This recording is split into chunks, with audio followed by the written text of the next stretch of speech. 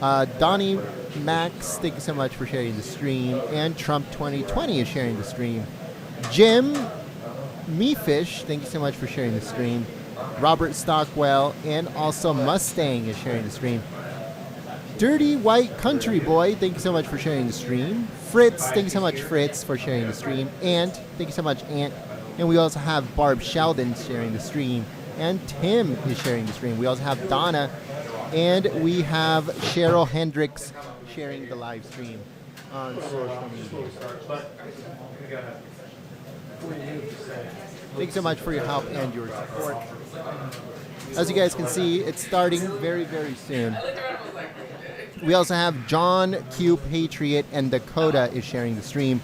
We also have Fine Wine Takes Time, Journey 0724 Infinity, and we also have Natalie sharing the stream. Casmus is sharing the stream. Patricia Mauser is sharing the stream. Thank you so much for your help. 724 Best of Breed is sharing the stream. Band of Brothers and Sisters, thank you so much for sharing the stream. We also have Robert Hans Van G. Thank you so much for sharing the live stream on social media. All right, folks, here we go. Here we go. Please share the stream. Click the thumbs up button.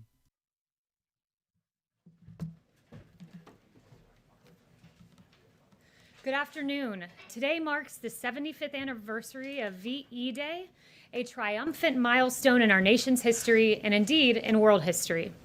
75 years ago today, our brave American forces defeated fascism and through the selfless devotion of thousands of patriots, they saved the world. Over 180,000 Americans gave their lives in the European theater during World War II. And I want to take just a moment to honor their service and their sacrifice. Thank you to all of our veterans. You are truly, truly our heroes. Now, as I move to my next subject, I want to begin by saying this. Look, our rank and file men and women at the FBI are heroes in their own right. They protect this country from domestic crime, and we thank them for their service. They work hard, and once again, we owe them a debt of gratitude. But that is separate and apart from what I'm about to address right now. The FBI exists to investigate crimes, but in the case of Lieutenant General Michael Flynn, it appears that they might have existed to manufacture one. As the motion filed by the Department of Justice yesterday explained, the FBI set out to interview General Michael Flynn when they had no predicate for any investigation of any crime. Over the past week, we learned from a handwritten note the true intent behind the FBI's investigation of Lieutenant General Michael Flynn.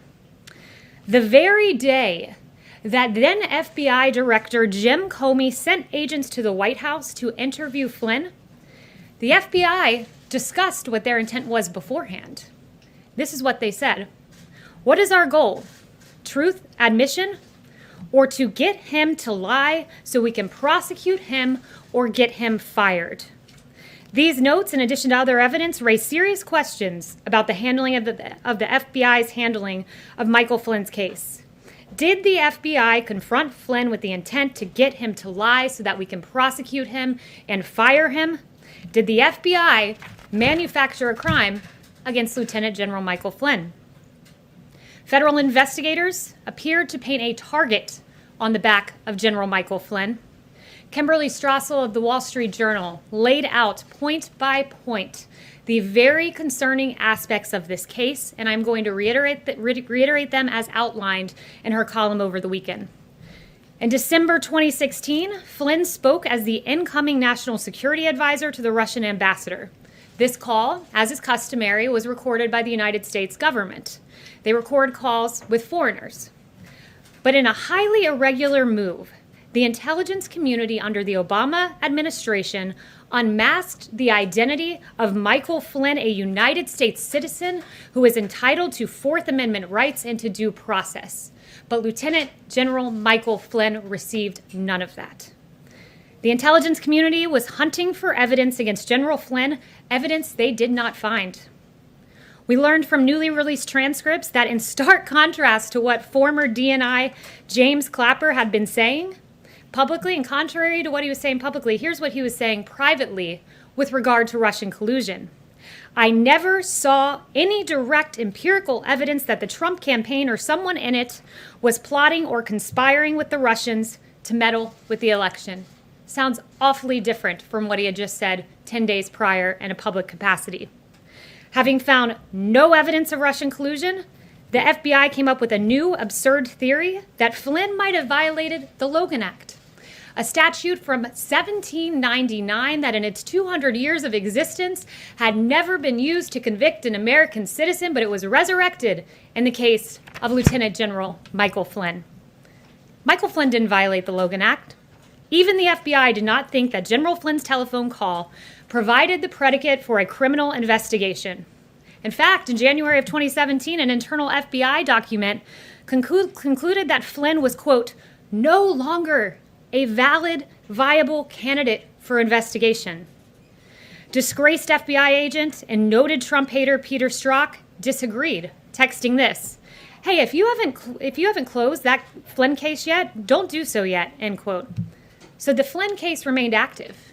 This was a good thing for Peter Strzok, but it was a bad thing for justice. It was a bad thing for the rule of law.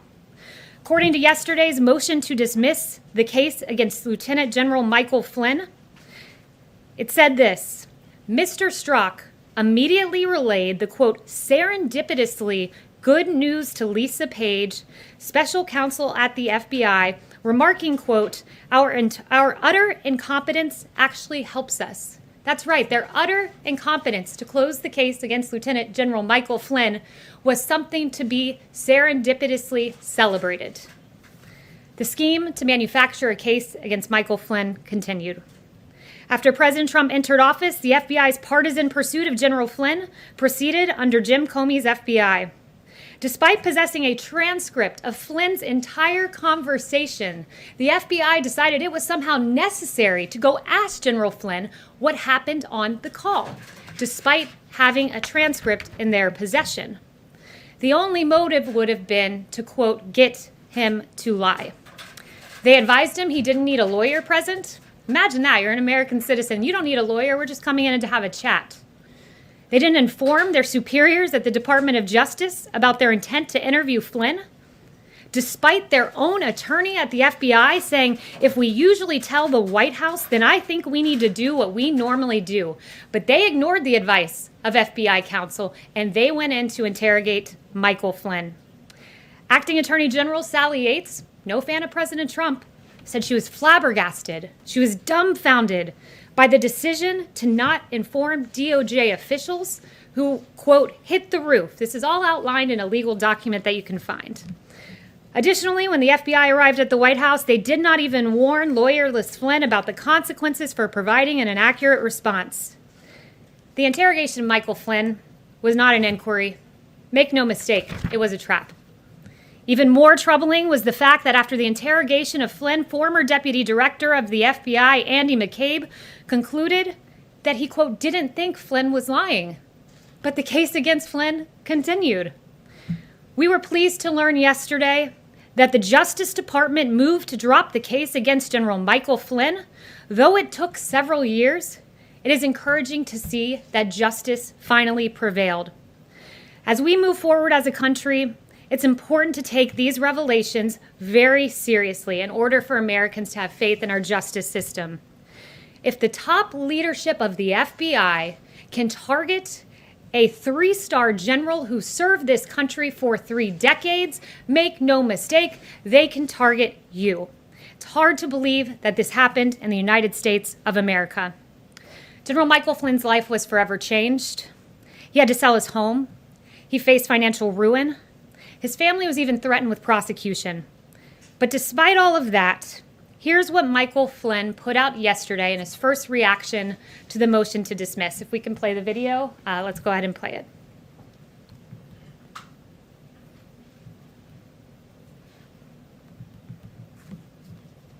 Don't think we have the video queued, but I encourage you all to go on General Flynn's Twitter feed, and what you'll see is a really beautiful video of his grandson talking about how much he loves this country and how everyone deserves justice for all, and how commendable that is for General Flynn at a time when he was so gravely wronged to say this: I still believe in this country, I still believe in America, I still believe in the principles that make this country the greatest on earth. And in the words of renowned political philosopher Baron de Montesquieu, there is no greater tyranny than that which is perpetrated under the shield of law and in the name of justice. I hope the media will take these questions very seriously, will report the facts. There was heavy interest in the first iteration of Flynn News from many years ago that got 4 times the coverage that the exoneration of Michael Flynn got today. That was a report by Media Research Center. So these facts are important, and thank you very much for those who have taken interest in reporting. And with that, I'll take questions. Thank you. Jim, you were so kind on the trip the other day to Honeywell, so you get the first one. Thank you, Kayleigh, and congratulations on becoming press secretary. Thank you. Wanted to ask you, putting aside the situation with Michael Flynn, today the unemployment rate hit the highest point since the Great Depression. What is the president's plan to get this country out of this ditch? Yeah, you know, this president is the jobs president. This president got us to a place where we had the lowest employment rate in the history of this country, historic lows for Black Americans, Hispanic Americans, the disabled, veterans. As the president has noted, and I think this is right, we had to put a stop to the economy. It was a pause. This wasn't some, economic catastrophe that organically happened. It was decided upon by the President of the United States to stop the United States economy because we had to save 2.2 million lives, perhaps more, somewhere in that range, because American lives, that's what mattered most. And so this president, when faced with this very tough decision to put a pause on the hottest economy in modern history, said American lives matter most. And that's what he did. And I can tell you this, the president that got us to the hottest economy in modern history, he's done it once, and he can do it again. What's the plan now? We're going to work with Congress. We're going to come up with hopefully a phase 4. We encourage the House to maybe reconvene soon. It'd be helpful if Nancy Pelosi was here. But thus far, what we've done is the PPP, of course, Paycheck Protection Program, that has really kept a lot of employees on the payroll. 60 million employees, roughly half of the workforce in the private sector in this country have been kept on payroll thanks to that measure. But going forward, principles like deregulation, principles like lowering taxes. The president has mentioned a payroll tax pause, which would be a great thing for the American people. There are a lot of proposals being entertained. I don't want to get ahead of the president, but I can tell you. Isn't there a problem, though? The president wants people to get back to work. He wants these governors to reopen their states. But if Americans aren't comfortable going to restaurants, and movie theaters, or the beach, or whatever, how do you get this economy moving again? What's the plan? I can tell you there's a lot of pent-up demand in this country. There's a lot of people who do want to go out to restaurants, who do want to go out to movies, who do want to go back to their jobs. We see it and we hear about it every day. I don't think that that's a problem. I think people can trust that we have a president who wants to reopen and reopen safely. These are data-driven guidelines to reopening. The president has those in place, so there's no reason to be concerned because we have a president who always looks at the data, as Dr. Fauci and Dr. Birx have repeatedly noted. Seek? Kayleigh, there was a second confirmed case of COVID-19 here at the White House today, apparently a member of the vice president's staff. That's 2 in 2 days in a building where people are being tested now, including the president and the vice president. Every day they've had their temperature checked for months here. Why should the average American whose workplace doesn't have access to these rapid tests feel comfortable going to work if the White House isn't even safe for people? Well, look, this individual, there is a member of the vice president's team who is positive for coronavirus. We have put in place the guidelines that our experts have put forward to keep this building safe, which means contact tracing, all of the recommended guidelines we have for businesses that have essential workers, we're now putting in place here in the White House. So as America reopens safely, the White House is continuing to operate safely. Yes, John. Kayleigh, the president, of course, we saw go down to the World War II memorial with a group of 7 American heroes, all in their 90s. Did he give any consideration to wearing a mask, given that his valet just tested positive and he's with some of those in the most vulnerable population? Did he consider wearing a mask while he was with these veterans? Well, this president is regularly tested. This president will make the decision as to whether to wear a mask or not. I can tell you that those veterans are protected. They made the choice to come here because they've chosen to put their nation first. They wanted to be with their commander-in-chief on this momentous day, and it was their choice to come here. And I can tell you that the president always puts the safety of our veterans first and of the American people first. Well, how much exposure has he had to his valet? Can you give us a sense? I can just tell you that we've taken every single precaution to protect the president. The same guidelines that our experts have put in place. We clean the facility. We social distance. We keep people 6 feet away from one another.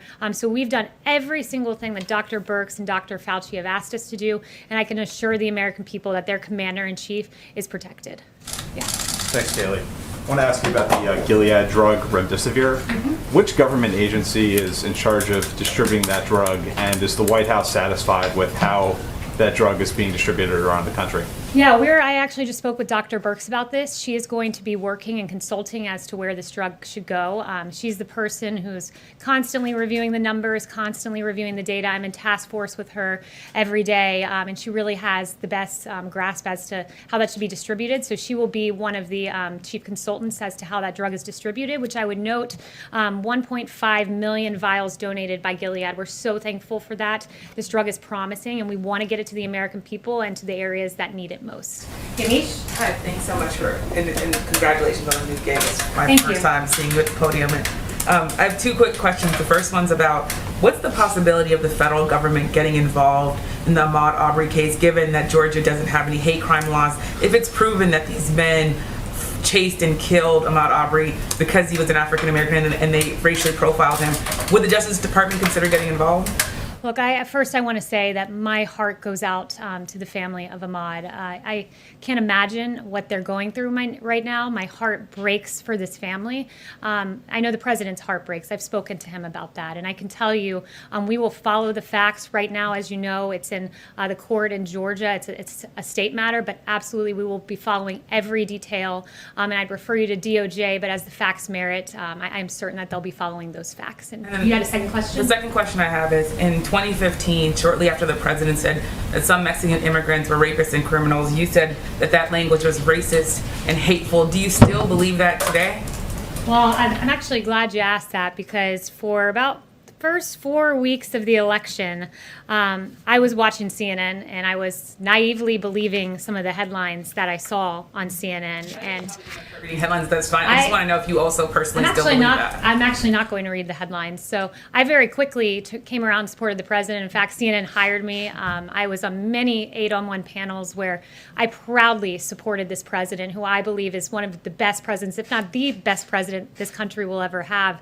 But I would encourage the individual who did that analysis of my past, rather than focusing on me, he really should be focused on some of the very guests CNN chose to have on their network. He should be focused on, over here, Jim Clapper, who said, 10 days before he privately told investigators there was no evidence of collusion, that Watergate pales in comparison to the Russia probe. I'd encourage them to look at Samantha Powers, who's privately saying, I'm not in possession of any evidence of collusion. Ambassador Rice, I don't recall intelligence or evidence of any collusion. Former Attorney General Loretta Lynch, I do not recall that being briefed to me. And for 3 years, 2 years, probably more than that, CNN ran with the collusion narrative. And if the American people are watching right now, you're probably very confused as to some of the quotes I read, because those individuals were saying much different things publicly than they were saying privately. And I'm very grateful that those transcripts were released yesterday. And perhaps the K-File should do an analysis of that. Yes, Ebony? Are you walking back those comments today at all? Or do you stand by those comments that you made? I support this president. There is no questioning that. I'm so honored to work for him. And Ebony, next question. Thank you. On the Michael Flynn case, Kayleigh, documents released yesterday suggest members of the intelligence community tried to keep the case against Michael Flynn ongoing. I'm wondering if you think there should be an investigation and whether the administration is considering bringing charges against people like James Clapper and Peter Strzok. Yeah, I'd refer you to the DOJ on that, but I would say there were some very, very questionable actions that happened in this case, and I took you through a number of them. And I do think the American people deserve answers, but I leave it to the Justice Department as to how to get those answers. Yes. Kayleigh, has the president spoken to Michael Flynn since this news yesterday, and do you expect that he will visit the White House? Is that something that's being planned? I'm not aware of any conversations that have taken place, and not aware of any future plans that would regard Michael Flynn. Can I ask one more? Larry Kudlow said today that negotiations on the next stimulus are at a lull right now. Given where the numbers are in unemployment, from your perspective, from the White House perspective, why is it at a lull right now? Well, look, I think Nancy Pelosi should explore coming back and having the House come back and having those discussions. We know the Senate is here. I think it's important for us to move and look at a phase 4. The president thinks so too. So those negotiations will happen, but a big part of that is, we need the House. We need Nancy Pelosi to come back from California and get to Washington, D.C. and to work for the American people. Yeah. Thank you, and congratulations on your new role. Thank you very much. Yeah. Following up on Jim's questions about getting the economy started again, does the president see the CDC guidelines as an obstacle to getting the country back up and running again? And if it does not see the CDC guidelines as an obstacle, why not release those guidelines to the public and also follow them as we move forward? So I assume you're talking about the guidelines that were widely reported about yesterday about daycares. Yes. So I would ask you, what's the definition of CDC guidelines? Is it something that the CDC director has actually seen? I would endeavor to say yes. Is it something that a rogue CDC employee leaks to you guys? No, those aren't CDC guidelines. Those are guidelines in draft form that a rogue employee has given you for whatever personal reason they've decided to do that. Those guidelines are in the editing process. We want the American people to get as much information as they can possibly have at this time. That's why we have the phased reopening guidelines, the data-driven guidelines. Those CDC guidelines are going through an editing process, and when we have those, you guys will be the first to know. Are we on time, Melissa? We are. I said wrap. Okay. What's our exact? 2 to 1. 2 minutes to 1. Oh, 2 minutes to 1. I'm sorry to cut this short, but as you know, you guys were supposed to be 3 minutes ago with the President of the United States. So I will leave you guys with that. I hope you have a wonderful weekend. Why did you spend the first part of this briefing thanks so talking much, about everyone. Mike Flynn when both the Justice president and matters. vice president were exposed to coronavirus and we have historic unemployment?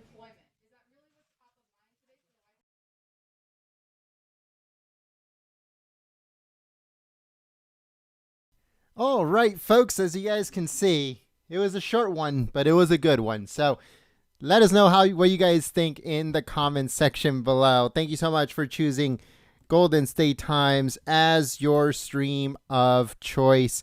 Once again, thank you so much for your help and your support sharing the live stream. Thank you so much for your help and your support here at Golden State Times. As you guys know, we need as much help as we can possibly get. So you guys helped us out immensely. Thank you so much. Once again, if you are new to the channel, we encourage you to subscribe and click that notification bell.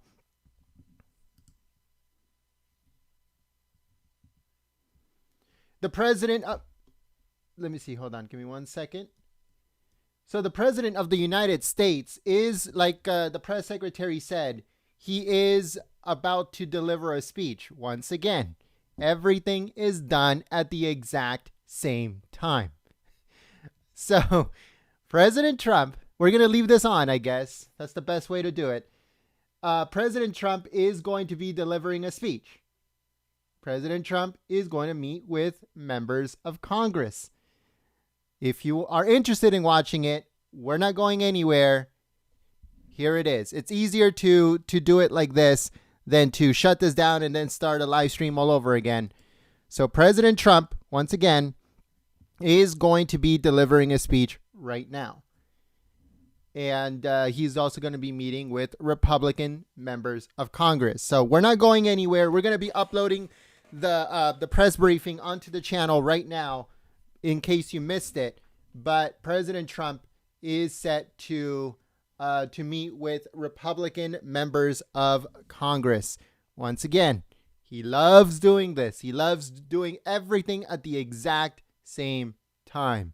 I get criticized for criticizing him for doing something like this, but it's just, it's so, I don't understand it. But anyways, it should start very, very soon.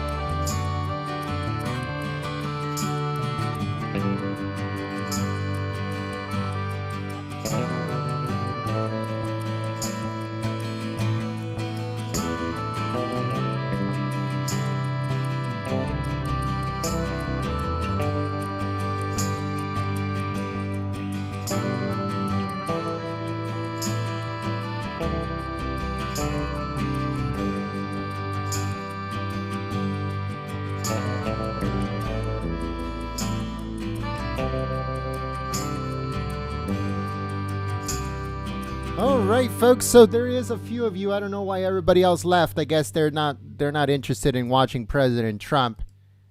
But President Trump is set to meet with members of Congress right now. So I don't know why people are leaving, but I don't know. It's live. It's going to be live, but people are still leaving. I don't understand why, but. If you guys can please share the live stream on social media. As you guys see, everything is now, I have changed the title and everything. So if you guys can share this this live stream once again, even if you shared it before, now President Trump, we're going to be tuning in to President Trump meeting with members of Congress.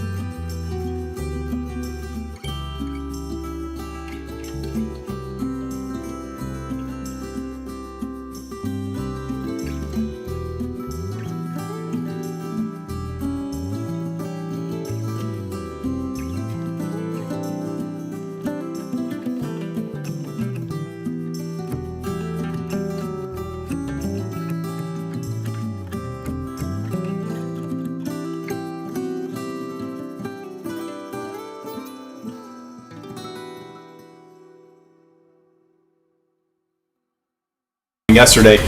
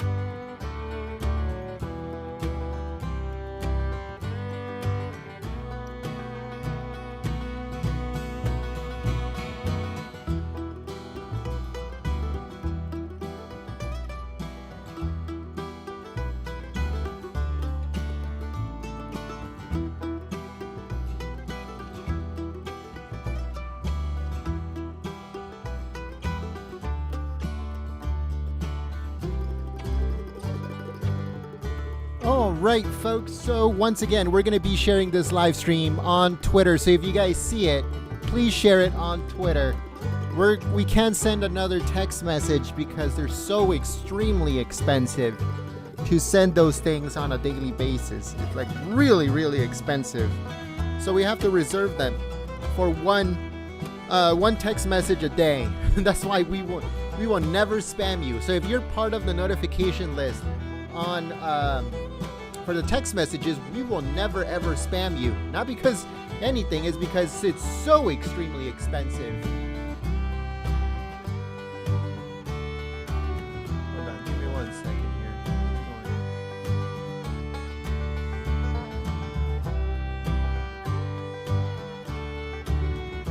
I'm trying to publish the press secretary, but it's not letting me. What's going on?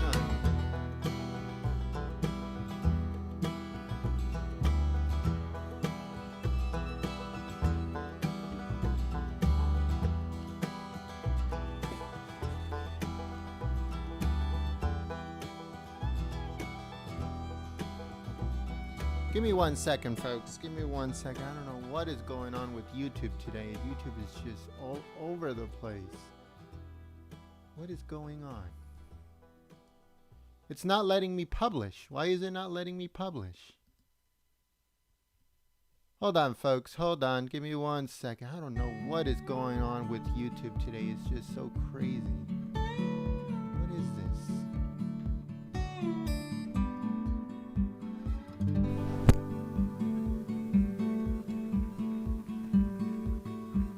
Oh, here we go.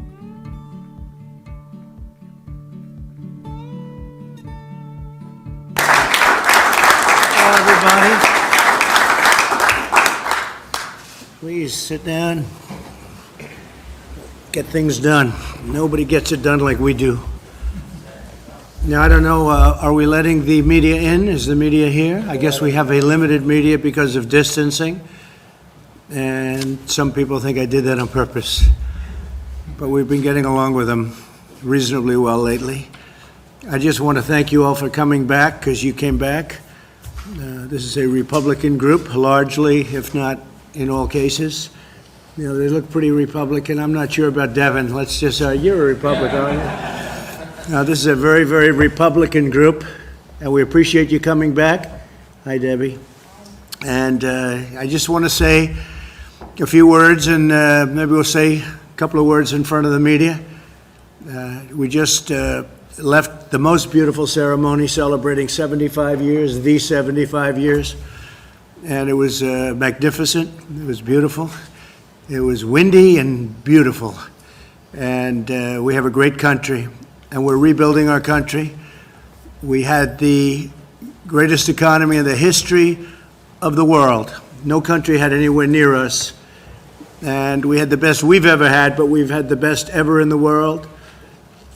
China is a very good competitor, but we were doing much better than China, and that's before COVID, before this plague came in. We were doing much, much better than anybody, best we've ever done, and We had to close it down. It was an artificial closing. We had to just close it down. Never happened. A thing like that never happened before. We did the right thing. It's horrible what's happened. It should have been stopped. It should have been stopped where it came from, which was China. It could have been stopped easily and quickly, and for some reason they were unable to do it. I think they tried, but it got away from them, I guess. But it's a shame, and so many hundreds of thousands of people around the world have been killed, 184 countries. But we're going to build our country back, and we're going to build it back fast. This group of people, we all did it before, and we'll do it again. And we created something that has never been seen before. And if you are somebody that likes history, and I think everyone in this room likes history, you wouldn't be doing what you're doing. You would see that, and you would remember that this was the year that China was going to overtake us in the economy. If you go back 2 months, you would see that they weren't anywhere close, that we were going to be there many years of if the right person sits in this seat, it will never happen. If the wrong person sits in this seat, it'll happen in a period of a few years or less. It can happen almost immediately. So we are in a position where we have to start all over again, and we will start all over again, and we'll build something that was even better than we had before, recognizing that so many people have died. So many people have died. That's the one thing we can't do anything about, unfortunately. What I can say is if we did it the different way, if we went herd, if we just said, let's wing it, we would have been talking about numbers that would have been unsustainable and unacceptable.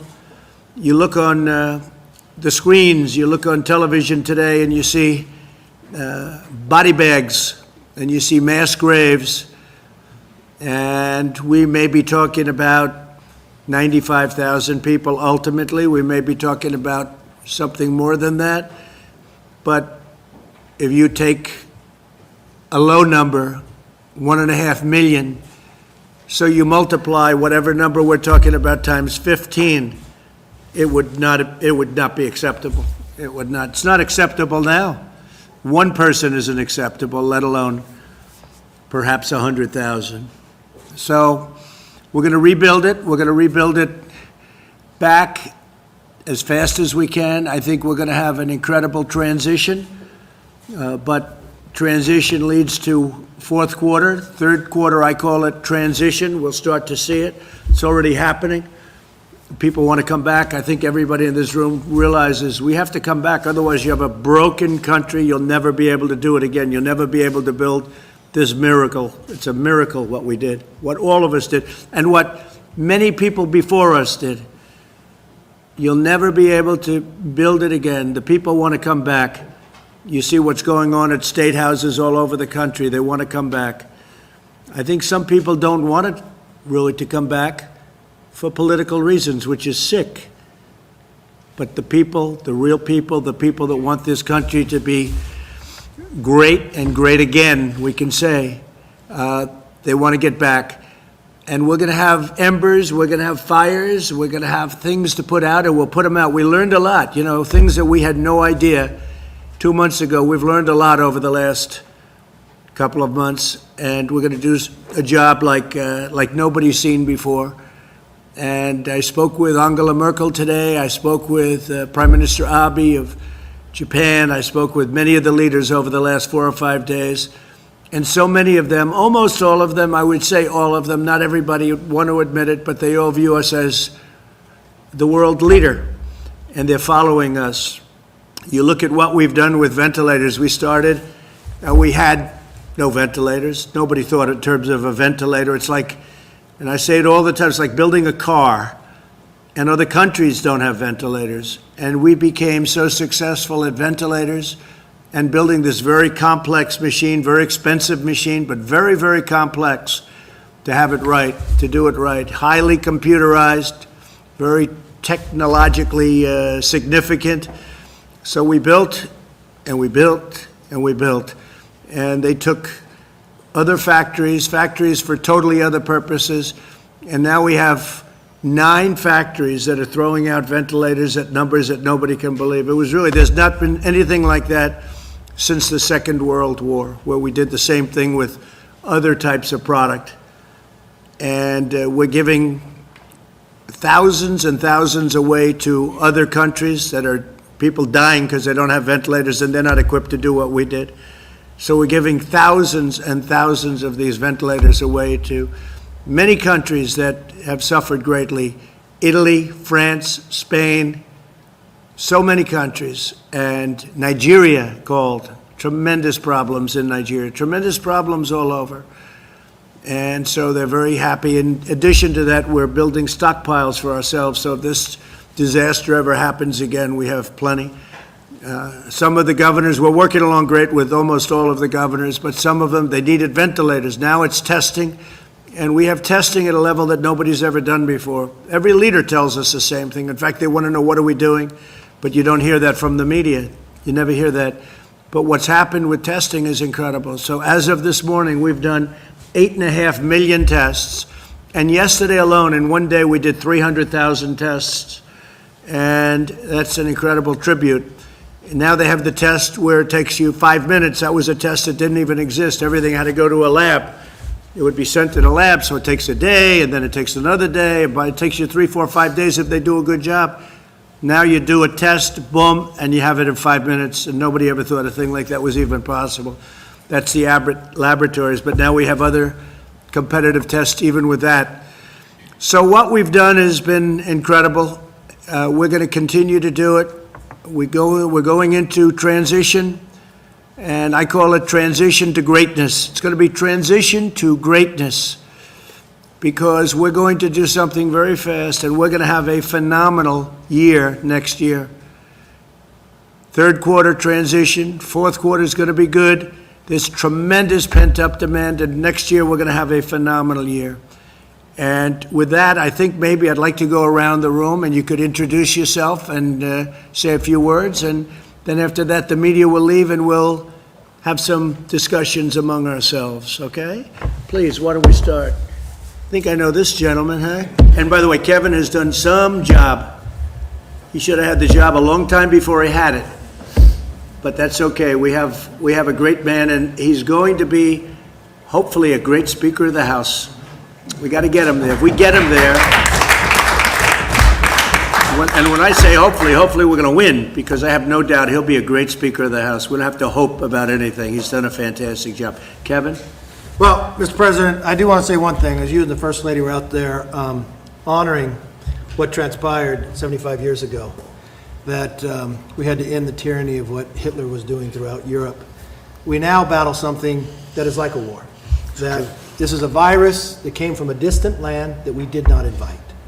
But just as we had to transform our country then and unite, that leadership you're providing is doing just that. As you talk about ventilators, gearing up, testing, more than 1.7 million in 1 week. The ingenuity of this country will solve this problem. And we will not just solve and get a vaccine for us, but for the rest of the world. I do want to thank you, coming from California. I know I have a blue state, I know I have a governor, but the way you've worked together, watching you send those Navy ships to New York and to California, build those hospitals in a time of need, I do want to thank you on behalf of everyone in California. Thank you very much. Great state. Thank you very much. Elise? I think they'll turn it on.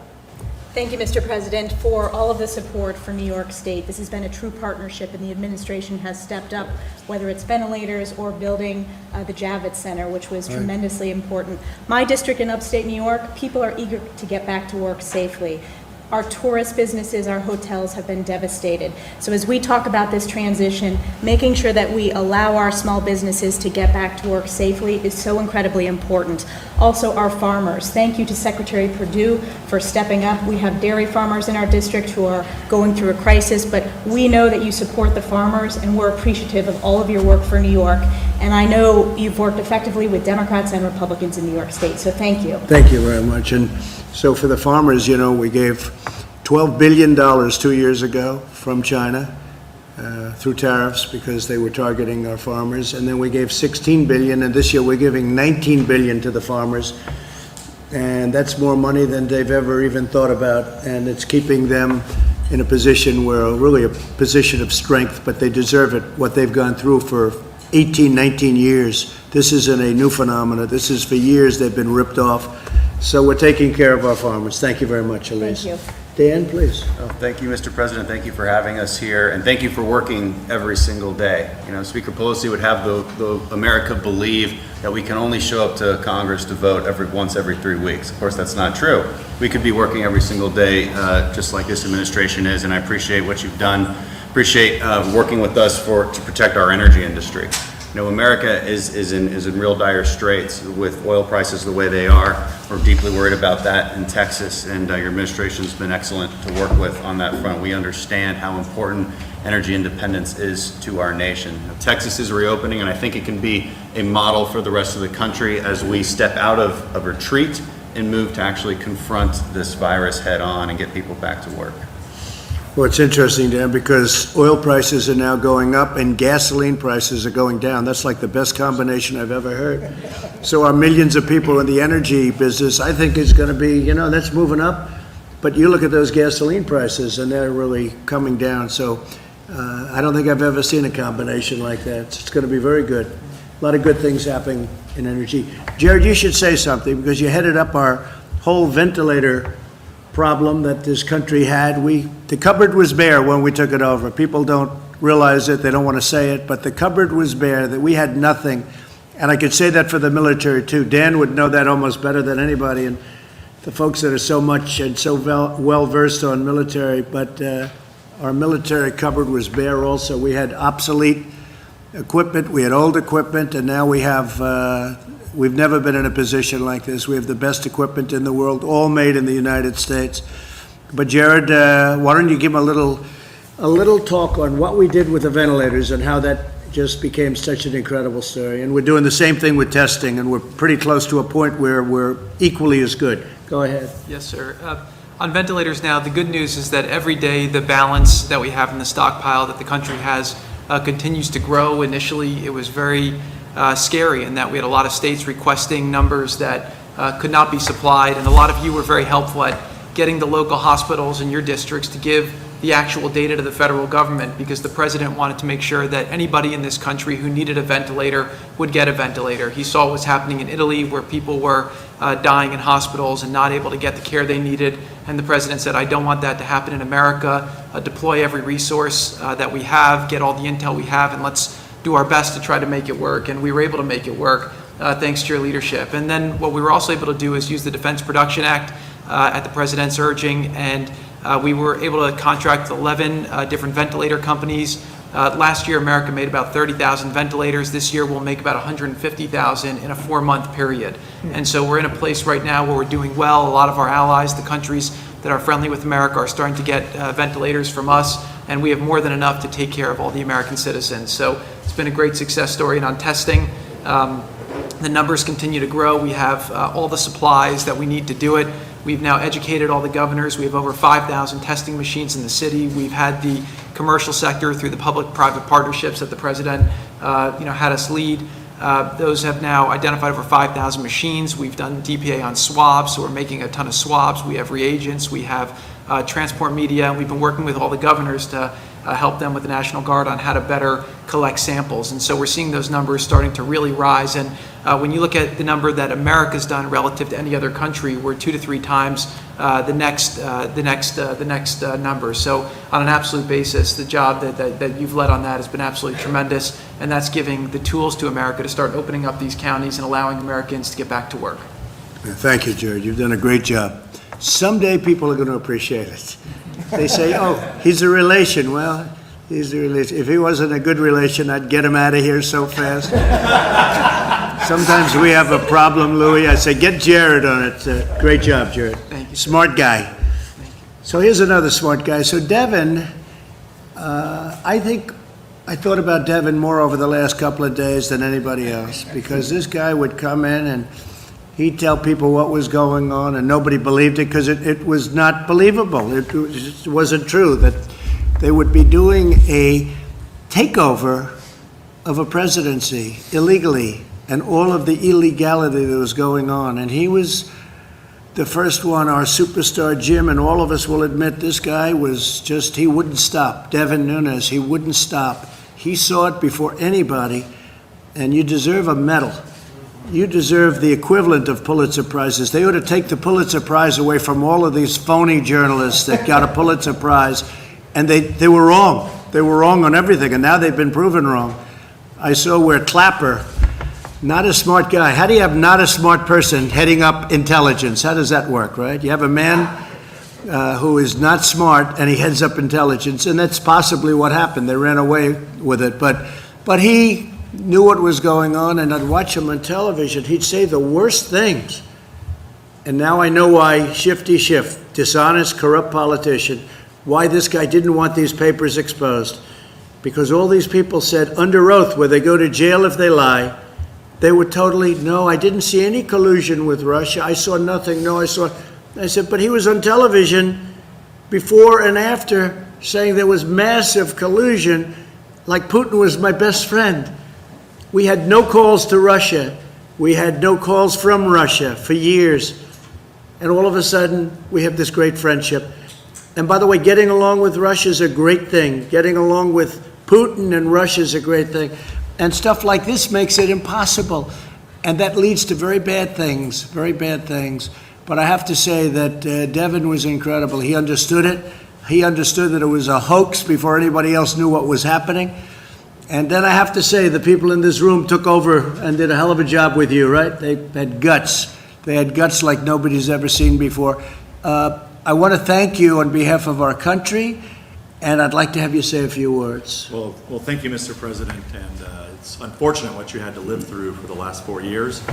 Yeah. From your campaign to your presidency, and I appreciate your kind words, and for all the folks in here who have worked so hard getting to the bottom of the Russia hoax situation. Let me just talk a little bit about the situation our country's in now. I know you're well aware. We've had 6-7 weeks here of keeping people inside their homes. We've learned a lot about this virus. There's still a lot more we need to learn. We need to learn what our friends over in Asia were doing at the time that this virus was taking off, and the issues with the World Health Organization. And I believe with your new pick, with John Ratcliffe, member of the House Intelligence Committee, member from Texas, he's going to do a great job getting to the bottom of this, and I think leading the intelligence agencies through what have been some pretty dark times over the last few years. And I think we should say Rick Grinnell has done a great job, too. In fact, John Ratcliffe called up 2 days ago. He said, you know, I'm really looking forward to this, but I don't know if I can top the guy we have in there right now. And he was he's going to do a phenomenal job, but Rick Grinnell has been incredible. Before that, we had an empty seat. But Rick Grinnell, what he's done, even Louis would admit that. And I saw Rick yesterday walking in with thousands of pages of paper into the Justice Department. We didn't see that before, did we, Louis, huh? Rick Grinnell did a great job, and John is going to be phenomenal. Please. Well, Mr. President, what we expect, and the American people expect, is transparency from our law enforcement agencies, and I think we're well on our way to getting that. I want to also thank you for bringing us back here to show the American people that we can be here and do our work. The Democrats are cowering at home right now. And it makes no sense because we've learned so much. I can understand for the first few weeks, but we're learning. We have ventilators. We're learning new ways how to treat this virus. And if we're expecting, as you know, you've been in my district. It's the San Joaquin Valley of California, heavy agricultural area. My folks have been going to work. And because they have to feed this country along with a lot of the folks around here. And if we expect the guys that are cutting meat or working at a grocery store, working in these packing plants, if we expect them to go to work, we ought to go to work as members of Congress. And I'll just leave it at that. I will say I got you all of your permits necessary from the federal government for water. You know, we throw millions of gallons a day of water into the Pacific Ocean that comes from up north. And when I saw Devin, I say, how come those fields are all barren? They're beautiful land, all barren, brown. And then they'll have a little patch like this, a little patch in a corner or a little patch on one side, and it's beautiful green. You could see it was so, and I said, how come so much of it, 90%, 95%, it looks like a desert, and you have this, he said, we don't have water. I said, you mean you have a drought? This is a long time ago we met, right? Right at the beginning, before I got elected. And I said, you mean you have a drought? He said, no, we don't have a drought. We send millions of gallons of water out to the ocean to protect a very, well, I'll never say anything's unimportant. I think everything's important. To protect, go ahead, what's the name? The smelt, Delta smelt. Yeah. So you have a Delta smelt that's not doing well. It's getting no water, and it will do a lot better if it had water. But they send millions and millions of it. Is that seriously, is that the only reason? That's the reason they send it out there? Yeah, that and, for the Delta that and smelt. salmon, yes. It's so incredible. the farmers are very thankful for recognizing the important work that you've done, not only in San Joaquin Valley, but all over the country. And I'll just say, that's why they're out working, and I think we should be working. And I'm Well, glad you know, brought us here. with the water, though, I said, so what has to happen? Well, you need approvals from Congress, from this, from you need all sorts of approvals, but you need it from Commerce more importantly than anything. I got every approval for you, and you get a lot of the state approvals done through Kevin and yourself and others. All you need now is the signature of the governor. And those millions of gallons of wasted water going into the Pacific, that's like a drop in the bucket, doesn't mean anything to the Pacific. All of that water would come right down all the way into Los Angeles.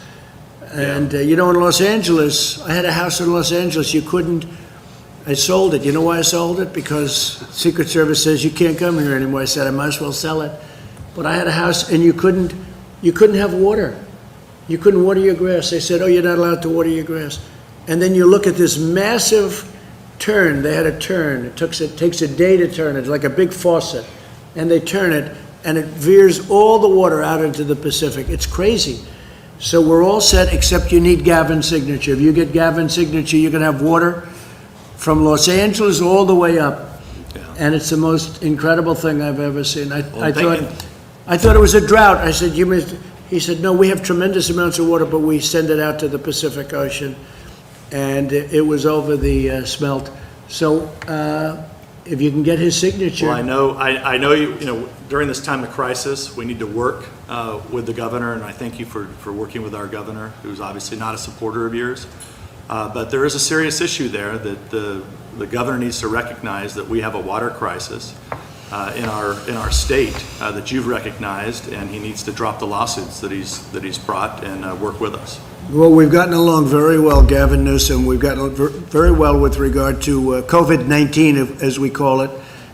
In that respect, he's been fantastic, and we've been fantastic, and he said very generous things.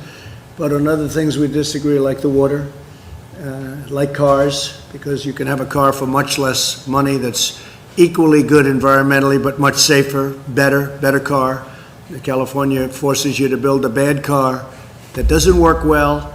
And there are a lot of reasons for not doing it that way. So we'll end up. So on that we don't agree, but we agree on the coronavirus, and on that we've gotten along very well. And we've done a great job for California and for everybody. And he was very honest about that assessment. It would be great if you could get the water, but you're all set. Okay, you're all set. Just I say that to Kevin too. Get his signature, and you're going to have so many, all those thousands of acres are going to be opened up, and they'll have plenty of water for Los Angeles too. So they won't have to ration. They're going to ration the water in California. It's the most incredible thing I've ever seen, and yet they're sending millions of gallons out. So thank you very much, but thank you very much for the job you've done. Appreciate it. Thank you, sir. Please. Ted Budd, North Carolina. Yes. I want to thank you for having me here. I also want to thank my colleagues from the House. There is no vote today. There's nothing we're voting on.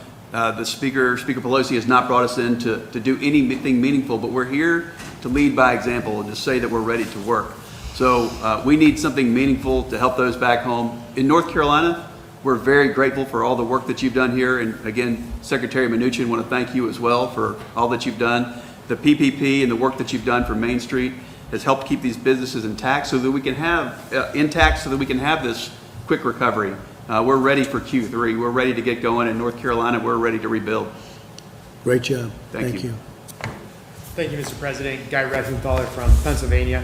I just want to thank you and the administration for holding China accountable. I think for way too long, no one's held China accountable. And the fact that we're looking into the World Health Organization and how they really work hand in glove with the Chinese Communist Party to cover this virus up in the early days is absolutely shameful. So thank you for bringing attention to that.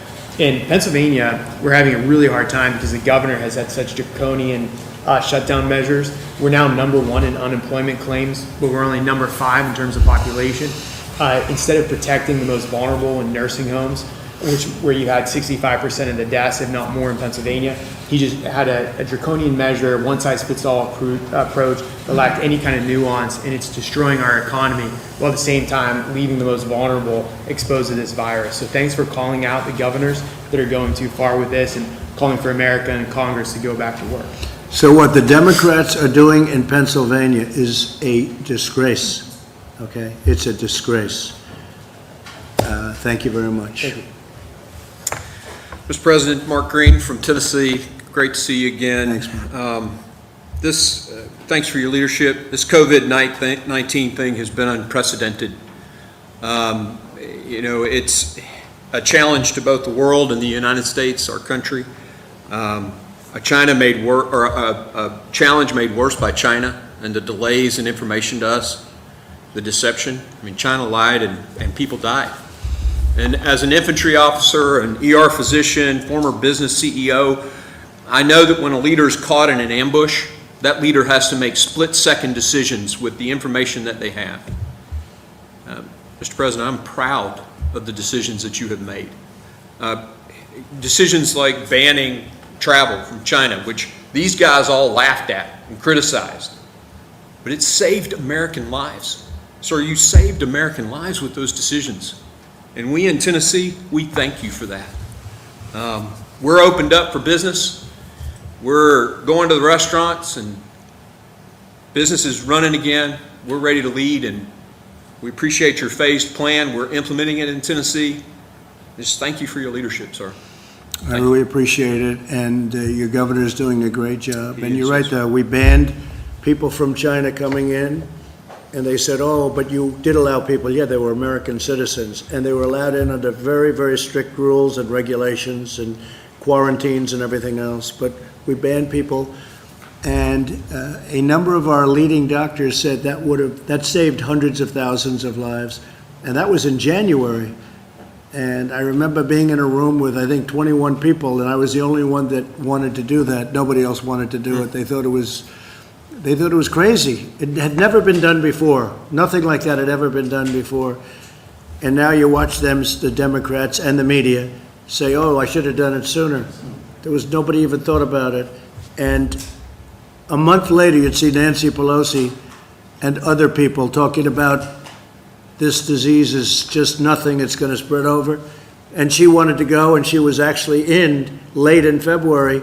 She was in Chinatown in San Francisco celebrating because this disease is going to be nothing. So I understand that. I mean, she felt that, and I can understand it.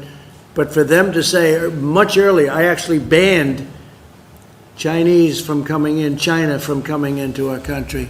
It's just such a political disgrace that they're able to get away. It's just like Shifty Schiff making the statement today to try and save face when we have him cold on the papers, on the documents, and in about 19 different ways. It's so bad and so sad for our country. Thank you very much, Mark. Mr. President, you put that ban in place before they even named the virus. Yeah. You saved Americans' lives. Thank you. Thank you very much. I appreciate it. Thank you, Mr. President. Kelly Armstrong from North Dakota. We're an ag and energy state, so we've been uniquely hit on a lot of this stuff, but I'd like to say thank you for standing so tough with Saudi Arabia. That was a huge deal for our oil producers. Obviously, you've been great for agriculture, but thank you especially for your statement yesterday in support of cattle ranchers. Sometimes they get lost in the mix, and they've been getting hit pretty hard right now, so we really appreciate that. And then you get this economy up and going, and we'll do what we do best, and that's feed and fuel the world. And that demand is coming back, and you're up to $25, $26 a barrel, and a little bit more, and you're going to save your energy industry, really, because we're #1. And Russia and Saudi Arabia, I got them together, and they came to a good conclusion for us and for them and for everybody.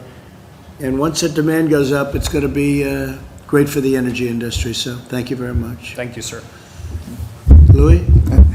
Thank you, Mr. President. And echoing the thanks, if you had lost that election in 2016, we would never have been energy independent. And it's been great for Texas. It's been great for America. And I do want to advise our media friends before they write stories about how we didn't wear masks and we didn't possibly socially distance adequately, that you saw to it that we had tests and that nobody in here has the coronavirus unless it's somebody in the media. So the only reason we would wear masks is if we were trying to protect ourselves from you in the media, and we're not scared of you. So that's why we can be here like this. So thank you for amazing job you've done. And it is amazing to see the hypocrisy. You do a travel ban, like Mark said, it saved lives. And they called you racist, and then when they realized you did the right thing, they said you should have done it earlier. And perhaps they could have noticed the need if they had not been pursuing, the hoax that was the impeachment. And I know the Speaker has appointed this new committee to investigate your handling of the coronavirus, and I've suggested they ought to name that committee the Committee of Oligarchs to Unelect the President, or coup for short. But that's exactly what it is. And the money, Steve and Larry, thank you for your work. There are a lot of people that are working for companies today that would not be in my district in East Texas, and they wouldn't be. I've heard this week from some that say they're getting threats that if they had any capital, they shouldn't have taken the loan and they may be pursued for criminal when they could not have hired those people back if they had not taken the loan. So right. I hope that that'll be backed off a little bit, because it has put people to work that couldn't otherwise. But I'm optimistic, and I wouldn't be if you weren't president. So thank you for the work you're doing. Thank you, Louis, and you've been a great help. And if we didn't win the election, we wouldn't have found out all of the corrupt practices that are taking place at the top of the FBI with dirty cops and all of the things that we found out about other people in other agencies that are equally as important. All of this, we went on Drain the Swamp, and that's what we're doing. But nobody ever told me the swamp was going to be this vicious or this deep. And we're doing it. Could I make a suggestion on the justice area? And I know that with the Democrats in charge, some of the most important reforms may not happen, but the FBI is the only law enforcement entity I'm aware of that has not even come into the 20th century, not even asking them to come into the 21st.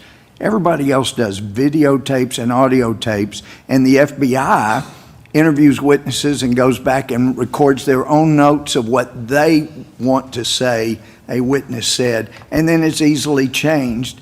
And we need to bring them into the 20th century where they start at least doing some audio recordings so they can't change them. So that's one of the lessons we have seen from what's happened in their effort to create a coup.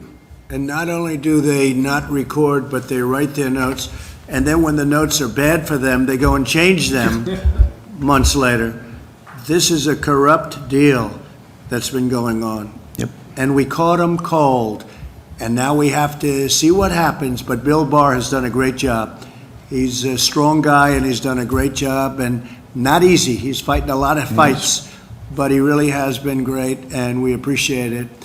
But you're right about that. I said, I'd like to hear a tape of what the interview was. And they said, well, no, it was just, and they write it out like scribble. Yeah. It's crazy. And then they change it. Yeah. And they change signatures. They change everything. Say we don't have the old one. It's one of the most incredible things, isn't it, huh? Yep. Thank you very much. Thank you. Appreciate it. The most Well, powerful guy. Dan, I say Dan, most powerful man. I just want to thank everybody in this room for the past 3.5 years for supporting our president and the administration in everything you've done. This man goes 18, 20 hours a day. As many of you know, he's the most transparent president in history. He's the most accessible too. There's nobody in this room that can't call or get through to him, mornings, evenings, midday. But we love you all, and thank you so much on behalf of everybody here in the White House for everything that you've done supporting our president. It means the world. Thank you. And what a job he's done too, right, Mark? He's been amazing, and he does it himself. I remember when I was running Crooked Hillary, had 28 people. I had Dan, and Dan blew them away. It wasn't even a contest. And we have now, I guess, 6 different sites, platforms, and we have numbers that these people don't have. They don't even come close to it. So when they write false stories, we can go around them. And it's very important to be, who needs it? I wish we didn't need it. But unfortunately, we have to do that. We have to have that because we don't get an honest press. Please, I'll tell you, Gates, you've been something. He's out there, Devin, right? He's out there fighting. Thank you, Go Mr. ahead, President. Matt. Your team is here. We're ready to work, and we are inspired by our president. I have observed your willingness to work with anyone. I saw the Democrat governor of New Jersey categorize the administration's response as extremely responsive. I've noted on our calls that our Democrat colleagues in the House, like Tom Suozzi and Jimmy Panetta, have made contributions reflected in the great work that Jared has done on testing and that Secretary Mnuchin has done and that the chief has done as well. But I have to say, Mr. President, I'm deeply concerned about what we're seeing from the Democratic leadership, because in the last several days, they have been caught in a terrible lie. Not only was there no collusion, we now know that the leaders of the Democratic Party knew that there was no collusion at the beginning and willingly lied to the American people anyway. Now we see that they're reverting to their old playbook. As we want to work together to provide provision to our people and take good ideas no matter where they come from, Nancy Pelosi and Chuck Schumer just want to set up new committees to investigate rather than working together. I know that even before being president, you talked about the importance of the president being a great cheerleader for our country and for our economy. I note, and I know in the jobs report today, we can see that even the people who have been furloughed or who are on unemployment now, they're optimistic that this is the team that will bring America back. What advice would you give us to try to have our Democrat leadership behave more like the governors you've worked with and some of the rank and file colleagues who've made helpful suggestions, rather than just reverting to their hatred and their lies to cover their tracks for their last set of lies? I think they've been doing it so long and gotten away with it for so long prior to us, and they had that 8 years, the Obama 8 years, that have been absolutely terrible. If you look at the Justice Department and what's taken place, you look at the FBI and what's taken place, and frankly, prior to that, a lot of bad things went on. All we can do is keep winning, and if we keep winning, eventually they're going to come around one way or the other. May not be in that form, may not be them, because I'm not sure that you can do that with them. Tremendous dishonesty from Schiff and from others, and they know it's going on. They know these are not stupid people. They know it was a hoax. They know better than anybody in this room it was a hoax. They set it up. They're not aggrieved. I watched Shifty Schiff, 9 inches around the neck, and I watched this guy uses the world's smallest collar, right? But I watched him, I guess this morning, talking about it. He acts so aggrieved, so aggrieved. He knows it was, he got caught. And not only caught, if he weren't in the halls of Congress, he'd be in jail because he made up phony stories and phony speeches and phony, everything was phony. He's a sick man. He's really a sick man, and he's a corrupt politician. So I wouldn't count on somebody like him. But I think overall, we have some really good support. I've had great support from Democrat governors. I would say almost all. And in some cases, look, Andrew Cuomo the other day said that we have done a phenomenal job. That's a nice statement, phenomenal, that's a good word. It's true, but we've had great support, and Gavin Newsom, the same thing. He said something, the equivalent of that. So we can work with them, but I think this group is perhaps beyond repair. They're sick. There's something wrong with them. Mark, please. Well, Mr. President, I know I speak for you, but I just want to thank all of you for setting the example and coming back to Washington, D.C. It's time that we send a message to the American people that we're open for business, we're ready to get back, and we're ready to support a president who has been willing to take the bold moves each and every day to make sure that America's first. So thank you for allowing me to serve, and thank all of you. Well, I have to, before I introduce Jim, I have to say, so we had all of the great NCAA teams here just prior to COVID. Otherwise, they wouldn't have been able to come. But we had all of the teams, and one of the teams was the top wrestlers in the country, all the champions, NCAA wrestlers. And I saw him, and I immediately knew it was a wrestling. I could see there was a little action going on with those ears, and the muscles were coming out of the shirts, and I could see by the jawline.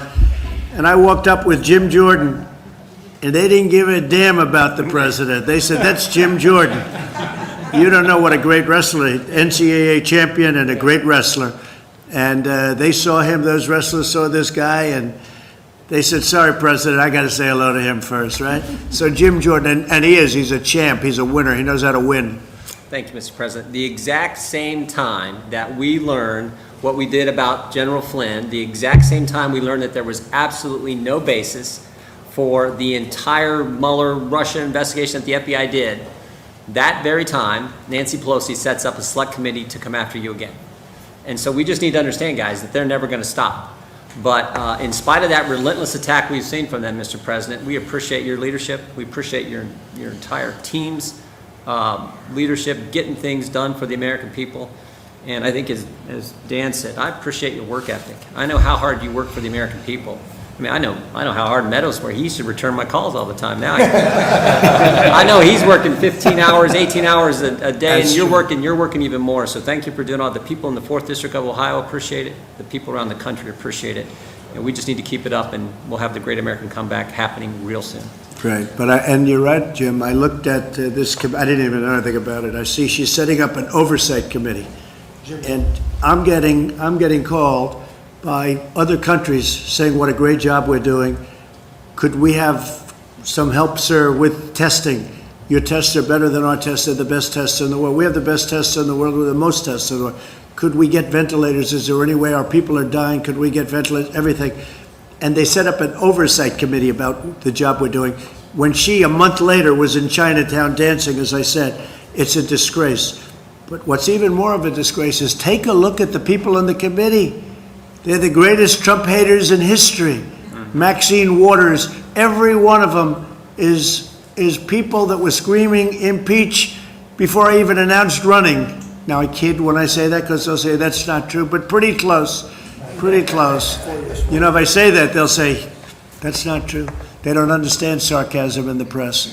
But I will say, you look at some of the people in that committee, everyone is a total kill, and it's a disgrace. It's a disgrace that they could do a thing like that. And here we go again. Here we go again.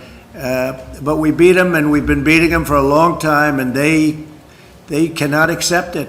They cannot accept it. That's why it's interesting. I could work with the governors, and we're doing it really well. And they're saying great things about me and the job we're all doing. But you can't work with these people. I think they're stone cold crazy. Anyway, thank you, Jim, very much. Thank you, Mr. President. Kevin, how about a little recap as to how you think we're going to do in that next year coming up? Sure. Thank you very much, sir, and thank you. I'm humbled that you invited me back to pitch in this crisis, and honored to be here again with you. I think it's fitting that the members of Congress, thank you for coming back, that you would be meeting and working to make the economy better precisely today, which was about the worst job support ever. And that was something that we've been telling people was going to happen because you took the step to save lives, to slow the economy down. But there was a silver lining in the report today, ladies and gentlemen, that was really interesting to us, and the President and I talked about last night in the Oval, that almost everybody who accounted for the increase in unemployment in the report today said they expect to go back to work within 6 months. And now if that happens, then what will have happened is something historic, that we would have experienced the biggest shock in the history of the world, just about, short of perhaps World War, and recovered quickly. And I think that if we did that, sir, it's going to be because the economy was so strong in January, that people have been able to withstand this, and because the policies that you all worked together to adopt built the bridge to the other shore. Thank you, sir. And at the same time, we would have saved millions of lives, because ultimately, that's what we did this for. But I heard that statement from you and some others yesterday that almost everybody expects to be back to work shortly. That's very unusual. Usually when you have something like this, they never expect to get a job again. So that's a great thing. Thank you. Good point. Thank you very much, Kevin. Mr. President. Thank you, Lee. House Republicans are here in Washington, D.C. to work. We want to deliver for the American people, and we're honored to be here today, and hopefully the Speaker calls us back into session at the beginning of next week. We'll see. We should have been here this week. The Senate was here in Washington, D.C., but... What is she doing, and where is she? What's going on? You know, I actually think that she's just trying to consolidate more power in her own gavel. She likes the feeling of that gavel in her hand. She knows that the grip is being loosened, and come January of 2021, she's going to have to hand it over to Kevin McCarthy. And in the meantime, she is trying to consolidate as much power as she can. And when she brings her House Democrats to Washington, and there's a process where we're able to participate in crafting legislation, she won't be able to dictate as much of her obstructionist radical agenda that appeases an enraged liberal base that put that gavel in her hands in the first place. Many of us here in this room were with you on the beaches of Normandy, and we're honored to be back here today to be with you on VE Day. And not just as a member of Congress, but also as an Army veteran, I want to thank you for all of your support for our military. And in so many ways, our military was weakened before you got into office. And we saw troop strength reaching levels that were pre-World War II levels. It wasn't just in troop strength, but it also was with our equipment. And whether it's support of the military, preparing our troops to win, understanding that you don't send our troops into battle unless they're sent to win. You send them to win or you don't send them at all, and you know that. And you've been following these principles of understanding our enemies don't respect weakness, they only respect strength. And as someone who's still in the Army Reserves, and knowing right now that we have men and women abroad, they can feel when they go to sleep at night, their parents can feel good when they go to sleep at night knowing that you have their back. And our greatest generation that fought for our freedoms and liberties 75 years ago, they fought for that flag and our Constitution and made this conversation today possible. I saw them when they were with you in Normandy. Those veterans calling out to you from that backdrop like they were 18 or 19 years old again. They just wanted a moment to share with their president, just to get a thumbs up back. They were little kids, even though they saved the world. And I want to thank you not just for setting up our military for success, but taking care of our veterans, because when they come home, they should be treated with the love, dignity, respect they deserve on behalf of a very grateful nation. As a New Yorker, I want to say thank you for what was a phenomenal effort to deliver for us during this coronavirus outbreak. Between Suffolk and Nassau County, we had well over, as of right now, over 70,000 positive cases of coronavirus. Between the Comfort, the Javits Center, field hospitals, Army medics, when New York State asked you for public testing, immediately approved. They asked for private lab testing, immediately approved. They asked for semi-automated testing, immediately approved. I remember getting on the phone with Mark Meadows. We needed ventilators. The 4,000 ventilators show up within 48 hours. I remember getting on the phone late, it was 10, 11 o'clock at night on a Saturday with Jared. And we're talking about how the stockpile in Suffolk County was out of regular-sized N95 masks. The next day, you're here in the White House talking about how you're sending hundreds of thousands of N95 masks, and they arrive within the next 48 hours. And 250,000 surgical masks show up instantly. I get on the phone just a couple weeks ago with the Secretary of Treasury about the municipal liquidity facility that was set up to talk about how there's a need out there for a county like mine, not quite 2 million. We have a population of about 1.48 million. We didn't qualify for the municipal liquidity facility. Secretary Mnuchin, the night of getting the last bill passed, he is on the phone and he's working to take care of our issues. So with what Jared has done, and Admiral Polacek and Avi Berkowitz and others who were involved in that effort on the PPE, I want to say thank you. The Boeing Dreamliner is bringing PPE in right now that Suffolk ordered, and it's just a huge help. And the last thing I would say is this, and I stated the point about not just as a member of Congress, but also as a military veteran, thank you. I'll also say as a Jewish veteran, what happened to me when I was with you on Normandy, and many others who support you. And it happened again this morning when I put out a message about today being the 75th anniversary of VE Day. I got attacked as a Jew for supporting you. And the things that they were saying about you was so highly offensive to me. And there has never been a president ever who's had the back of Jews in this country and around the world like you have. And whether it was moving the embassy in Israel to Jerusalem, and signing the Taylor Force Act into law, and recognizing Israeli sovereignty over the Golan Heights, but most importantly, fighting anti-Semitism here at home. When I see them attacking me and attacking you, especially attacking you and your team, when you are all in more than any other president, not just delivering on your own campaign promises, but doing what's right and delivering on the promises of presidents in the past, I just want to say thank you. And the Speaker, we all should be in the same foxhole right now, with our rifles pointed in the same direction. And we're all here in the same foxhole with you, with our rifles pointed in the same direction. But unfortunately, while you recognize that the enemy is coronavirus, the Speaker believes that the enemy is you. And I believe that's really important for the Speaker to look around this room right now of people who serve in the House of Representatives who want to work today or in Washington today, that she needs to get her conference back here to fight for the American public as hard as we do. And I thank you for your leadership on all accounts and delivering for New York in what truly was a phenomenal way. Thank you, Lee, very much. Appreciate it. Thank you, Mr. President. Warren Davidson from Ohio. Definitely an honor to be included on this task force and be here really to work with you to help this transition to greatness. You've had great messages. It's resonated with the whole country, but definitely with the people of Ohio. We love you, look forward to you coming back.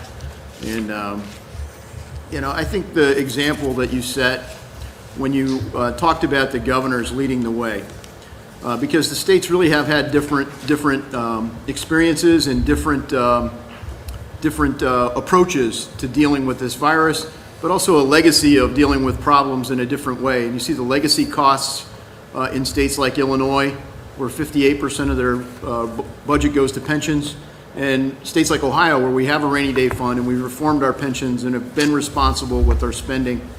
That approach is important. It's important in the way that that Attorney General Barr has recognized in terms of defending civil liberties. Every single one of us wants to protect public health, and we're all anxious to grow our economy and get it back.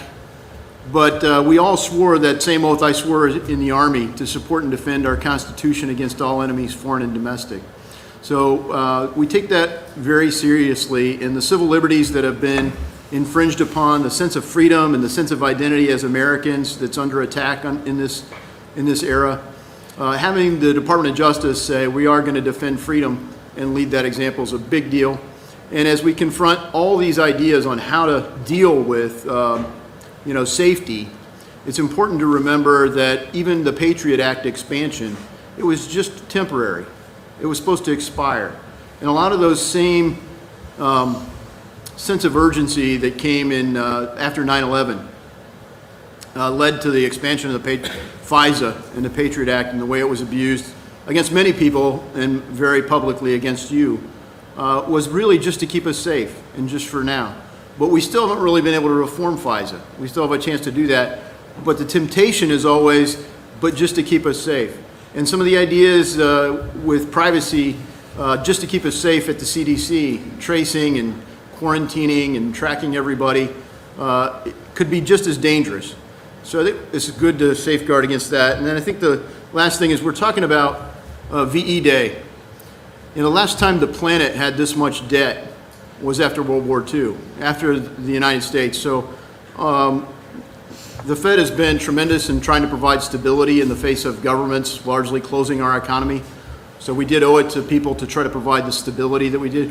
But most people realize that you can't print an entire year of GDP. So we do have to be cautious about unsettling the monetary system. It's worked great for us since Bretton Woods. We have been the world's reserve currency, and we wouldn't want to give that up by being foolish with the amount of printing we're doing, because it's not being lent. There's no lender. We're not really borrowing it. We're printing it. And that's undermining the value, the full faith and credit of the United States. We have lots of countries doing that around the world, and the dollar still is the strong one. But we should be cautious to think that we can somehow do this in an unlimited way. So thanks for the things you're doing and the leadership you're doing, leading by example, and it's an honor to be part of it. Thank you. Thank you, Warren. Thank you very much. Hi, Mr. President. Andy Biggs, Arizona. Thanks for letting me be here with you today. Thanks for coming to Arizona this week, being at Phoenix and Honeywell.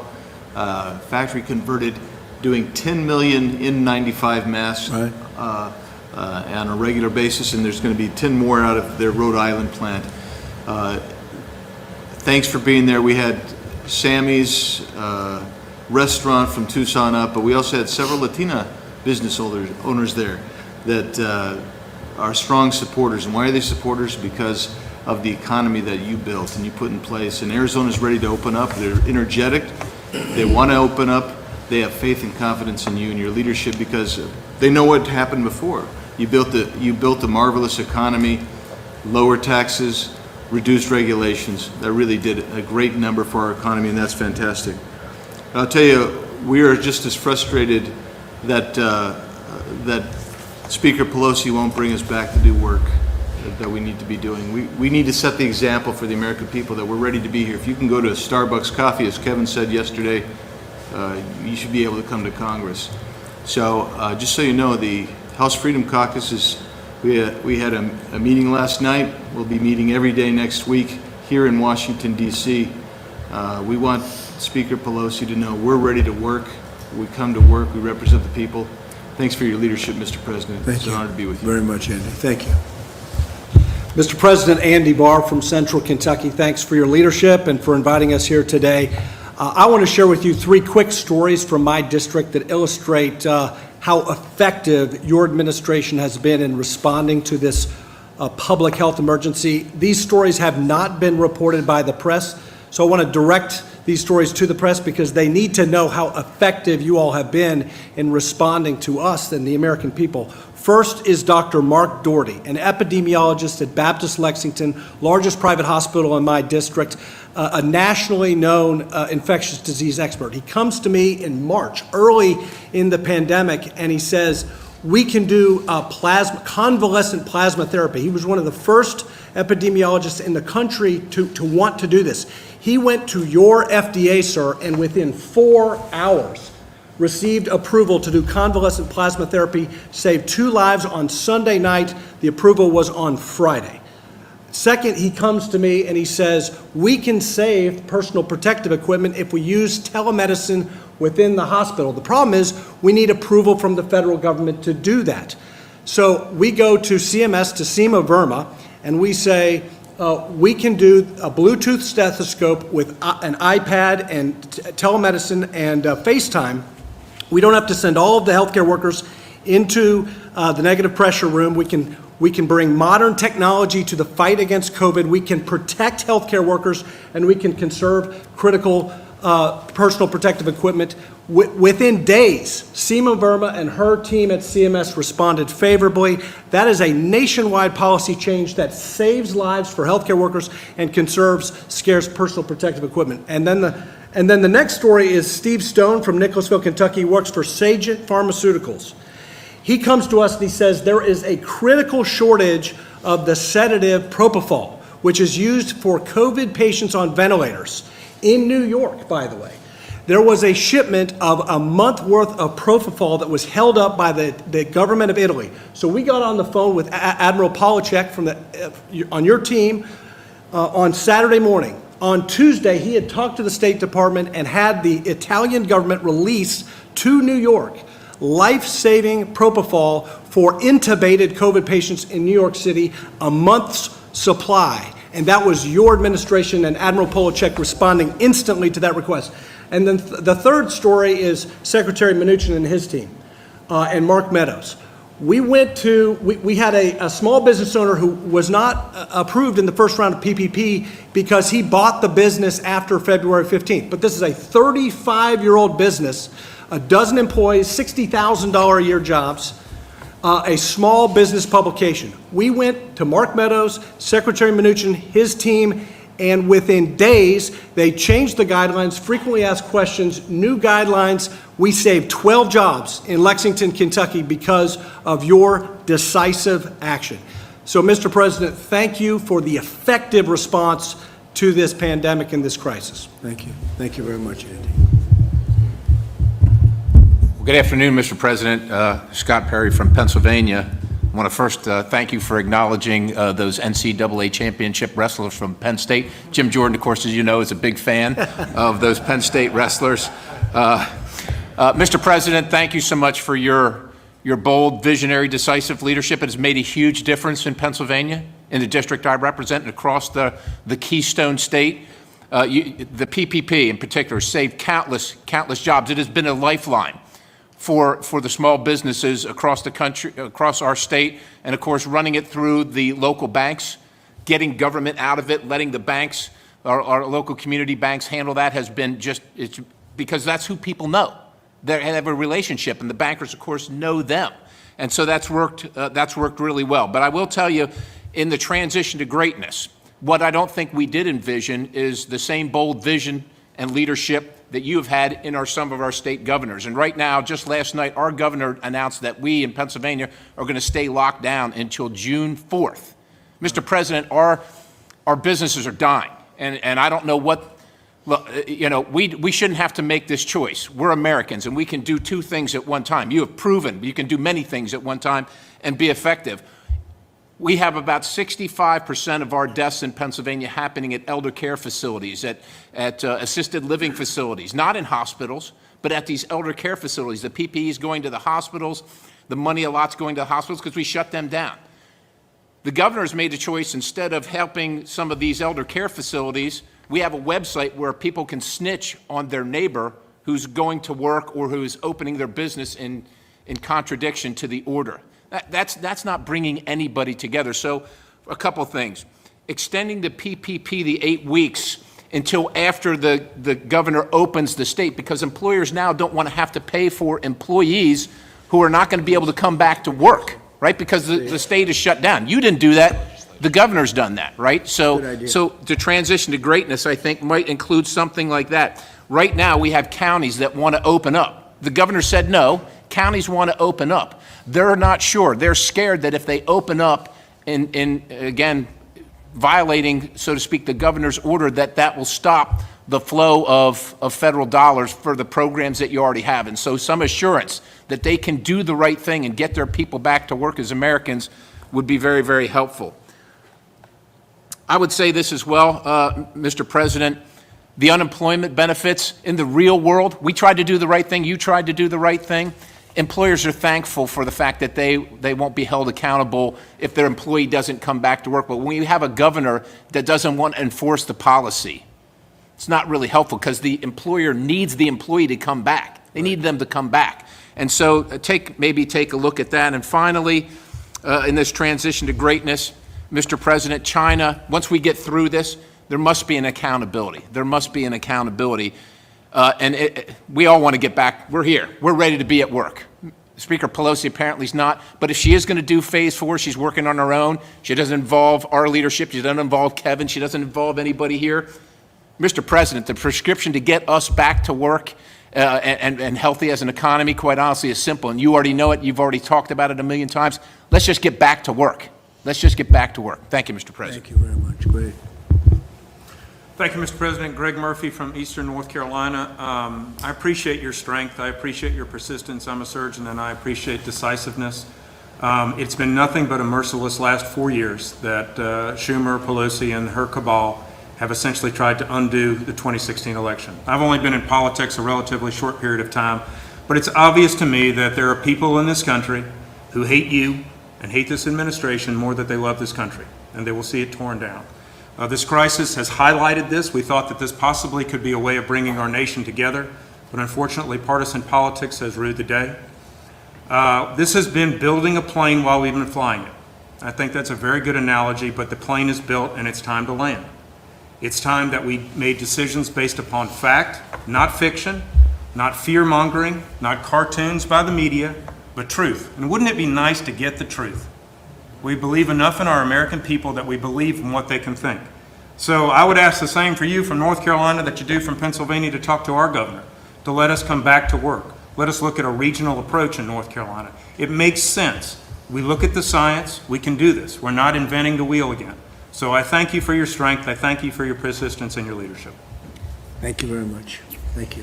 Mr. President, Mike Johnson, thanks for having us today. We've been anxious to get back to the Hill, and we wish we could be in the House doing our regular work, and hopefully we'll get back to that. I represent two important groups today. One is the resilient, hardworking people of Louisiana. We've had a tough run here. I mean, the pandemic hit us pretty hard, and then, of course, we've got the crisis in the oil and gas market, and we're going to recover from that.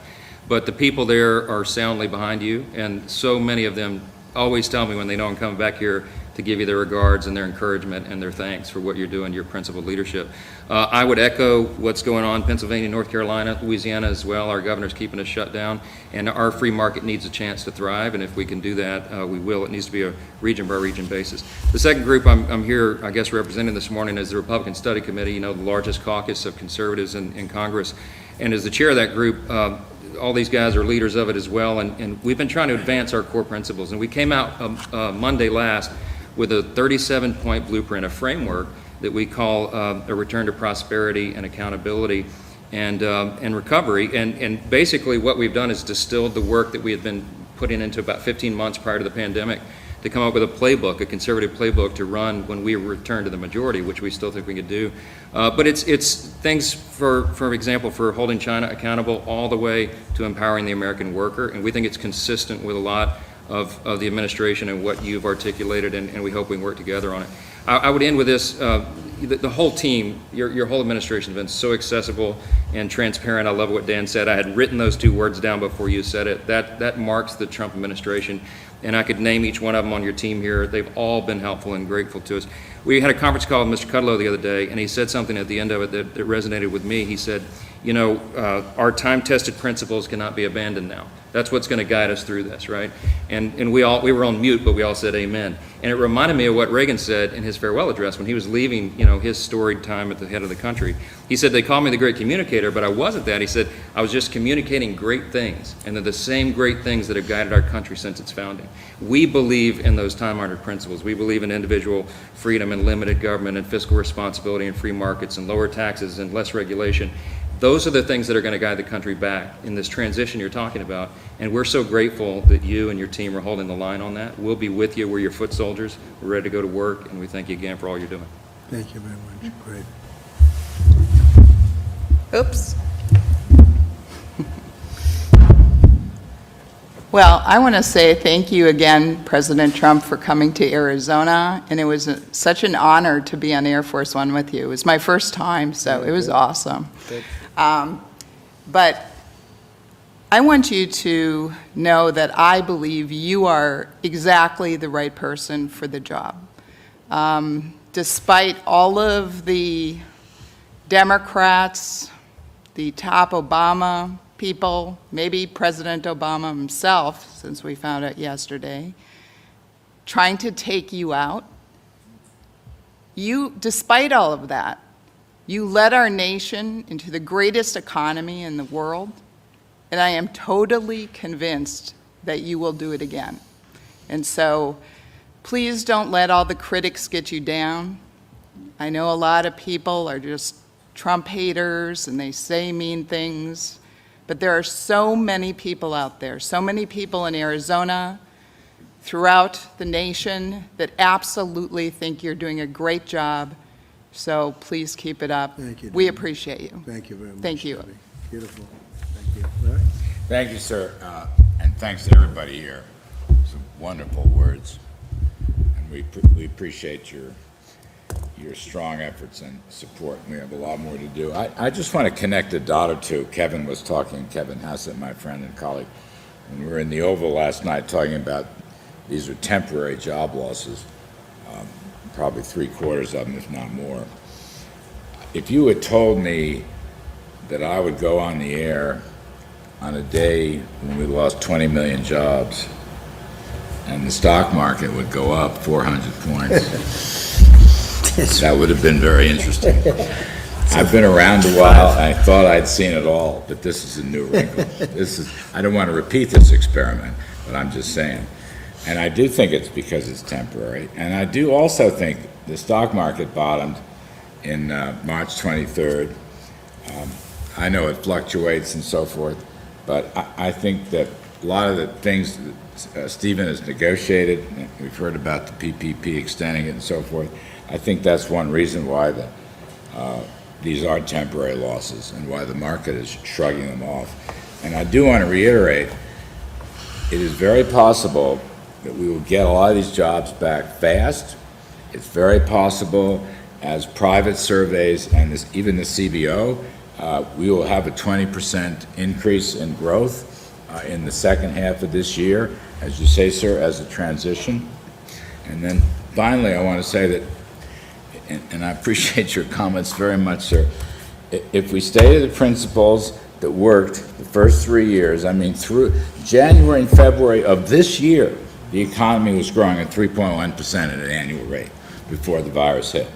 Low taxes, rollback of regulations, energy independence, good, fair, reciprocal trade deals, the building blocks of a blue-collar boom, of a middle-class wage boom, middle-class wages and less, and a small business boom, which is the heart of the Republican Party. There's no reason. You did it once, and if we stay with those principles and do it again, and next year, 2021, can be absolutely a spectacular year. So I really believe that. And I will just say it is my honor to be part of this, sir. Thank you. Thank you very much, Larry. Thank you, Mr. President. I want to thank everybody around the table. I've had the opportunity to speak to almost all of you and all of your ideas. As others have said, it's the President's economic policies that led us to great success. I have the utmost confidence. We have the greatest scientists, the greatest medical people. There will be a vaccine. We will kill this virus. And the policies that you've put in place recently are protecting American workers and American business as we go through this difficult time. So thank you, Mr. President. Thank you, Steve. I appreciate it very much, and you've done a great job. So we're looking at the transition to greatness, and I think it's starting right now. It's really what it is. It's a great term. It just came out at this meeting. True. It came out by accident. It was a statement, and it came out, and you can't get a better one. We can go to Madison Avenue and get the greatest geniuses in the world to come up with the slogan, but that's the slogan we're going to use, transition to greatness, and it's starting right now. And I appreciate everybody we called. We said, can you be here? They hopped in a plane. Is that right, Mark? They hopped in a plane. Not one person turned you down. This was just a quickly set up meeting because the Republicans want to be here. And the Democrats have to come back and they have to get it going. And they're asking for things that they didn't ask for up front, but it's what they wanted. And they want things, and we're happy with what's gone on. We got what we needed, but at the same time, we want to do what's right for the country. So we'll see what they're looking for, and we're in a position for a first time in a little while. You would never put yourself in that position, but we wouldn't agree to what they wanted, and it got sort of delayed, and now they need things, and we can sit back and we're going to watch, and we'll do what's right for the country. But so it's the transition to greatness. That's where we are. That's where it's starting right now, and I appreciate everybody for being here, and we're going to have a little meeting after the media goes. Do you have any questions, John? Can you bring us up to speed about a member of the Vice President's staff who is now tested positive for coronavirus? This is now the second staffer in the West Wing. Yeah, well, I don't know much about it. Does anybody want to talk about it? She's a wonderful young woman. Katie, she tested very good for a long period of time, and then all of a sudden today she tested positive. She hasn't come into contact with me. She spent some time with the Vice President. It's, I believe, the press person, right? You'd say press person. So she tested positive out of the blue. This is why the whole concept of tests aren't necessarily great. The tests are perfect, but something can happen between a test where it's good and then something happens and all of a sudden she was tested very recently and tested negative. And then today, I guess, for some reason, she tested positive. So Mike knows about it, and Mike has done what he has to do. I think he is on an airplane going to some faraway place, but you'll be able to ask him later on. But they've taken all of the necessary precautions.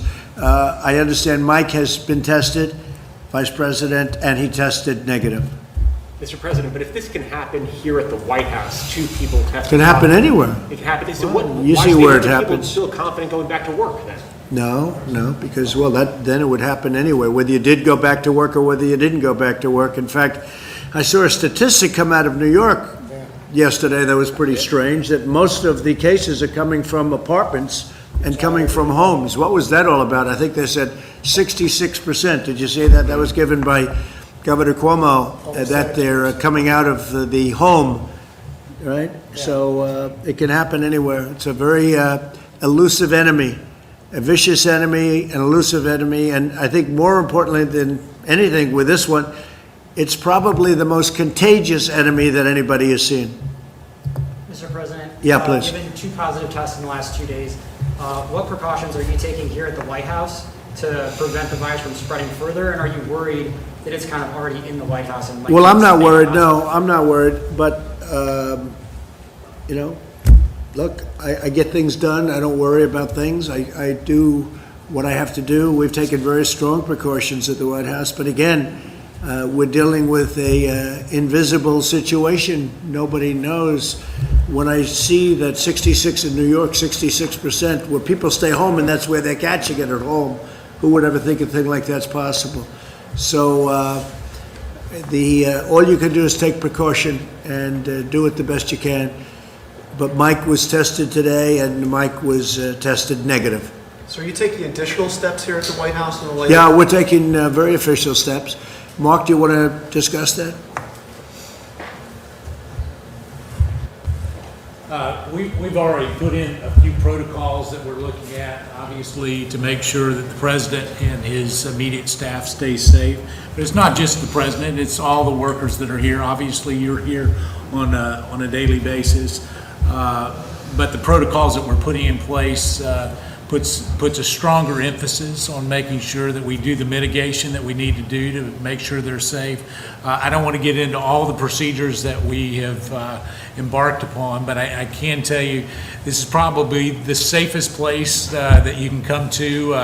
All of you, as you know, have to be socially distanced from the president. His meetings that he has are done with a social distancing plan in place. Outside of that, we may take some additional precautions as it relates to the vice president and the president in terms of just making sure that the people that come in contact with both of them are done, that it's done in a way that makes sure that we keep the president safe. Additionally, every member that came here today, they were tested just in case there's a closer contact than we might have. But we put in some additional protocols over the last 48 hours, and we'll continue to monitor. Mr. President, are you satisfied with the measures that have been taken so far? I really am. Look, I understand what we're dealing with. We're dealing with something very serious. And the fact that you have it doesn't mean that it doesn't go away.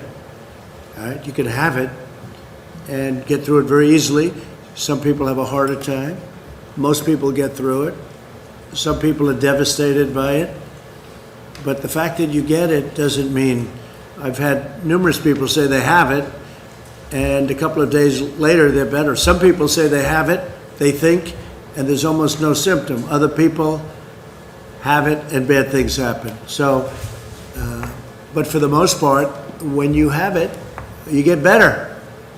And supposedly you're immune, although they're not 100% sure about how long that immunity lasts. And is there, Mr. President, is there a reason why people just aren't wearing masks at the White House? Well, they are. People But they're that not so no people that are serving me are.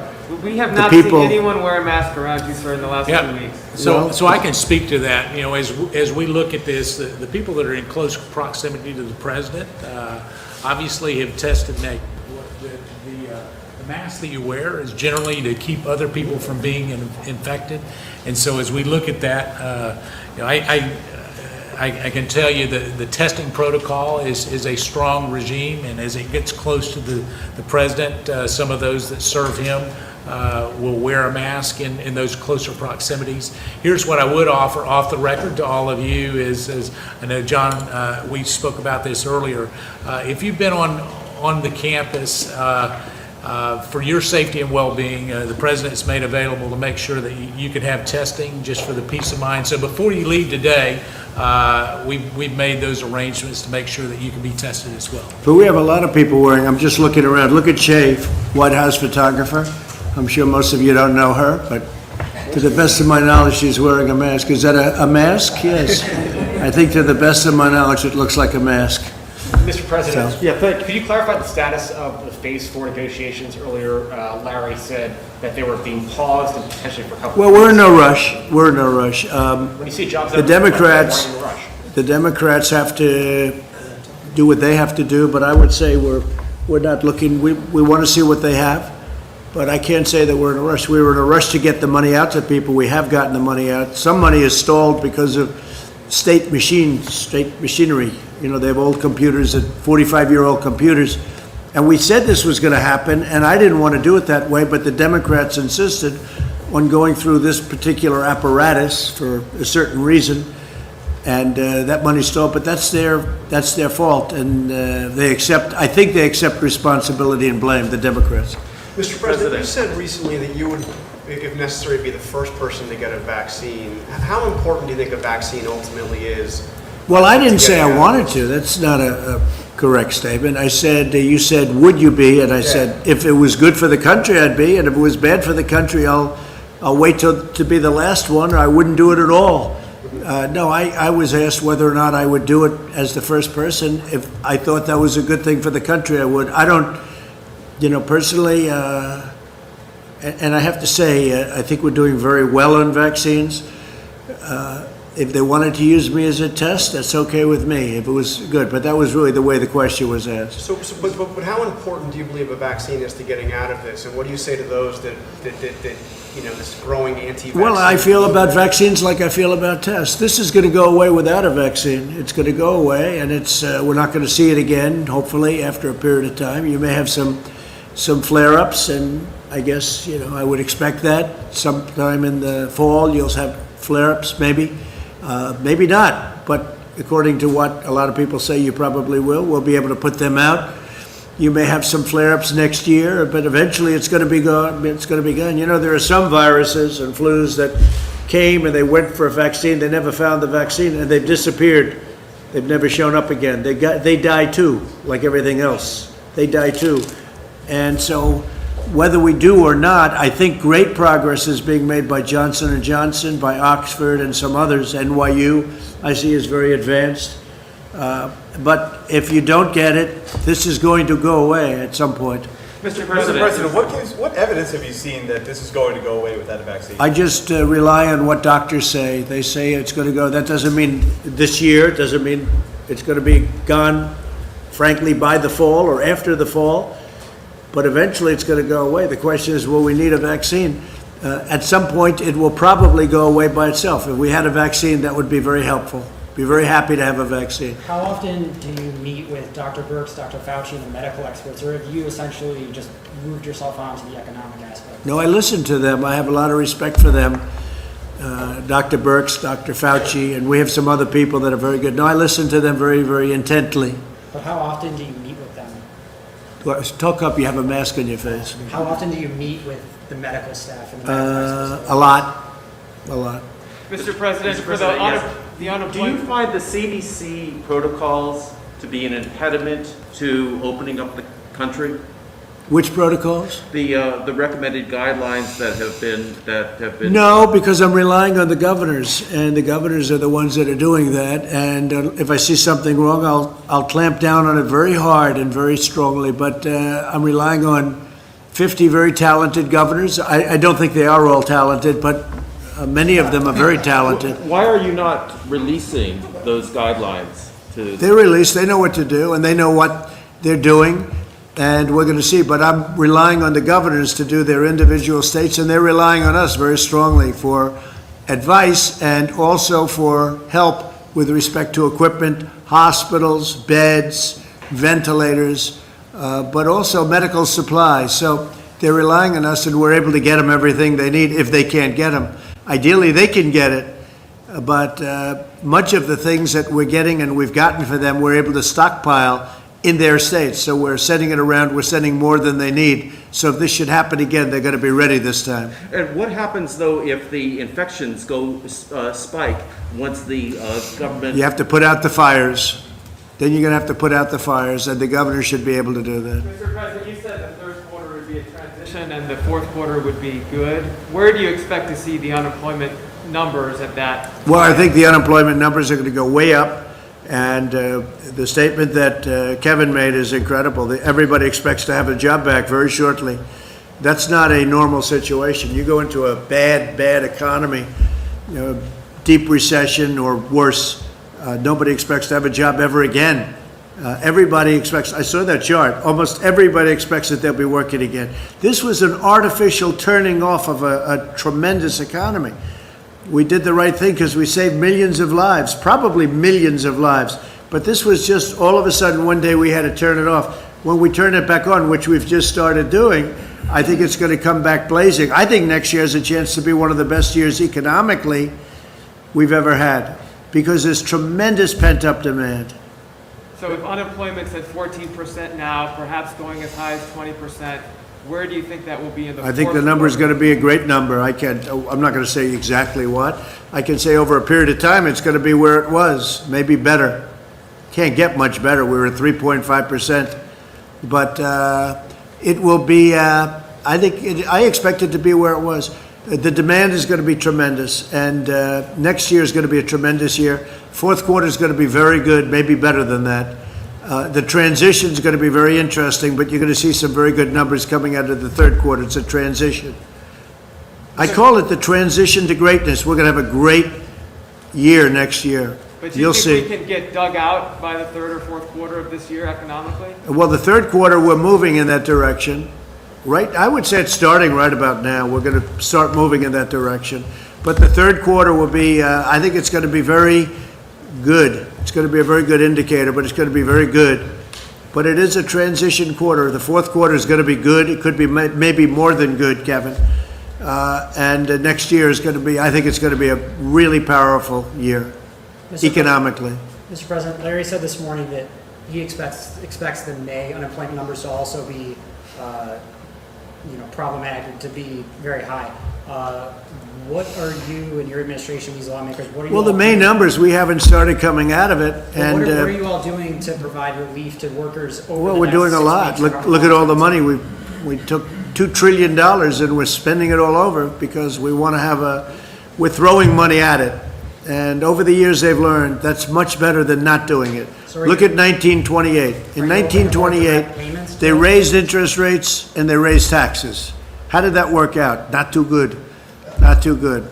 But if you look at 1928, 1929, the first thing they did was raise taxes, and then they raised interest rates, and they choked everybody to death, and it took 15 years to recover, more than that. So we do it.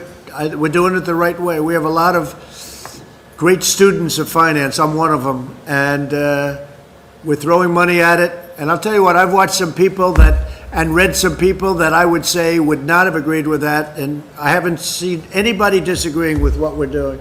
And in fact, they say what we're doing with the PPP, with all of the things that we're doing, is great. One thing we could do is a payroll tax cut. That seems to bother the Democrats. The one thing with the payroll tax cut, though, it's over a little bit longer period of time. But a payroll tax cut is something that some people that are very smart, I'm one of those people that like it because I think it's really sustainable. I think it will sustain it. But that's one thing that a lot of people would like to see. Mr. President, you were with Another thing they'd like to see is a capital gains tax cut. meaning no capital gains. Some Republicans are true hardline Republicans around the table. Not all of them. Some people might say, Louis might say, forget it. But some people would say that a capital gains stoppage, cutting capital gains, getting rid of capital gains tax, they've said that for many years, would be a great thing. The true conservative Republicans around this table, of which there are about seven solid, but I still like the other ones too. But they would say that's music to their ears, right? So we'll see. I would be in favor of that. Yeah. Mr. President, you were with 7 American heroes earlier today, these World War II veterans. I was. All in their 90s. Did you consider wearing a mask when you were with them, given their... No, because I was very far away. I appreciate the question.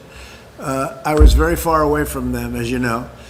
I would have loved to have gone up and hugged them because they're great. I had a conversation with everyone, but we were very far away. You saw.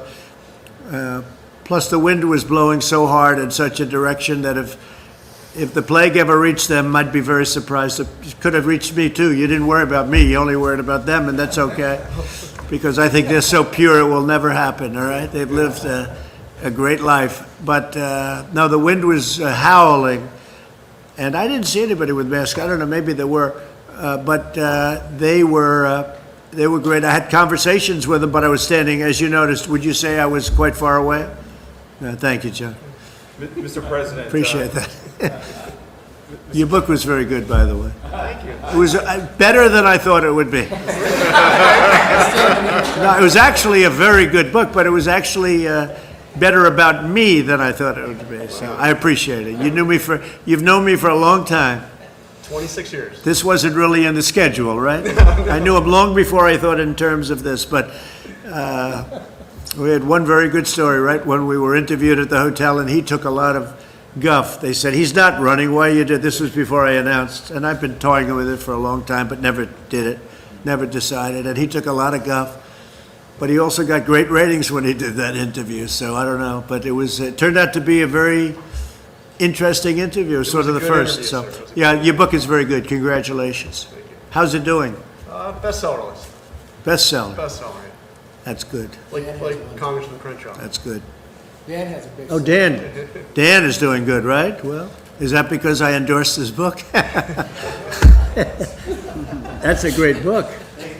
I'll tell you, he did something else great. He did a thing on Nancy Pelosi that was so incisive. Did you see that? He did something that was so incredible, and I actually pinned it on top, right, Dan? Yes, sir. We pinned it on top. You were fantastic. Have you done this before? Yeah, I make videos all the time. You should share them more. Well, that's true. I'll tell you, great job, Dan. You're a great guy. He's a great guy. So is that it? Are you guys all finished? Well, one more, Mr. President. Yeah, go ahead. What kind of a mask is that? It's a mask. It's a blue mask. Looks like a catcher's helmet. What? That looks like a catcher's helmet. Go ahead. I used to play catcher, so it makes sense. Federal watchdog found that Rick Bright's removal from HHS was improper, and they're blocking that move right now. Have you seen that report, and do you have any response to it? I don't know. To me, he looks like a disgruntled employee. I don't know who he is, but to me, he's a disgruntled employee. And if people are that unhappy, they shouldn't work. If you're unhappy with a company, you shouldn't work there. Go out, get something else. But to me, he's a disgruntled guy, and I hadn't heard great things about him either. Mr. President, about Lieutenant General Michael Flynn, he pleaded guilty twice and admitted before God that he had lied. How does that comport with your present position? Well, I'll just go, and these guys can give you a better answer than I could, most of them in this room. But I'll tell you what, number one, they played the son game. We're going to go after your son. And number one. And number two, the FBI guy says, I know it, and I found out, Devin, they didn't think he lied at all.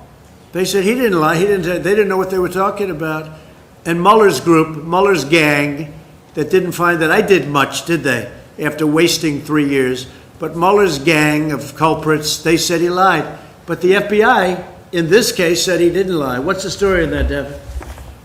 Well, you have to remember that this is a 30-some year veteran of our military who headed the Defense Intelligence Agency. It would be preposterous to think that he was a Russian agent, and everybody in the press knew this. They had early versions of the dossier.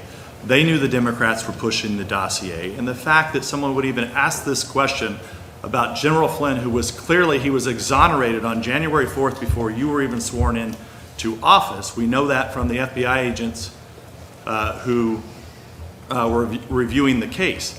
I'm not even sure it was properly predicated to review General Flynn in the first place. You know, there's a lot of people in this town, in the swamp, that all of these people in the media know that work on behalf of foreign agents and aren't registered. And General Flynn, who's a 30-year war veteran, the way that he's been treated, the way his family's been treated, the way that he's lost his livelihood, he lost his house, and I think the American people owe him a debt of gratitude, and this government owes him and his family an apology. When they didn't have anything on Flynn, they went out the FBI found he didn't lie. Okay, thank you very much. Thank you very much. Thank you.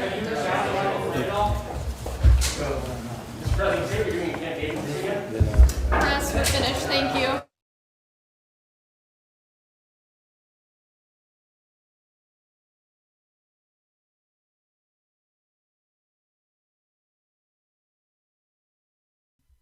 All right, folks, thank you so much for joining us and choosing us as your stream of choice. Double feature today, folks. Double feature.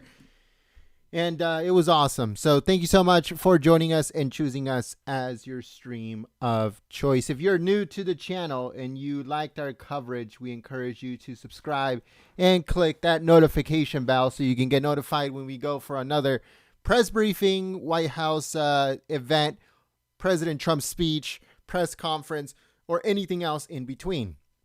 Make sure that the bell is on. Even if you've been subscribed for a very long time, make sure that the bell is on. Click on the bell, and hopefully YouTube notifies you when we go for another live event. But if you want to get notified directly by me instead of YouTube 100% of the time, then all you have to do is send me a text message with the word Trump Live to the number 555-888. Once again, that number is 555-888. I'll be putting it up on your screen. All right, so as you guys can see, if you want to get notified for live press briefings, press conferences, President Trump speeches, text the word Trump Live to the number 555-888. We will never, ever spam you, because this text messaging service that we do to notify patriots about live streaming is extremely expensive. It's so expensive that even sending one text message is a ton of money. And that is the biggest reason why we are telling you right now, we will never, ever, ever, ever spam you. We will send you the notification for the live stream once a day. If there's no live stream, you will not receive a text message. We cannot waste those text messages. It's extremely expensive, and I cannot waste them. So that is my guarantee that we will never spam you with unneeded and unnecessary text messages. So if you do want to get notified for future live streams, text the word Trump Live to the number 555-888. All right, folks, so if you missed any part of the speech, we are uploading it onto the channel right now. If you missed the president's speech right before the Q&A with reporters, then we'll upload that onto the channel soon. But right now, the Q&A with reporters is what we're uploading onto the channel. President Trump meeting with Republican lawmakers, them going around the table talking about different issues. That was over an hour long. So it's like, that video is like an hour and 20 minutes long. So we're going to be uploading that soon. But the Q&A with reporters, we're uploading it right now in case you guys missed it. Even if you didn't miss it, just do us a solid by checking it out, giving it a thumbs up, and sharing it on social media. We need your help now more than ever before. as this live stream was completely shadow banned.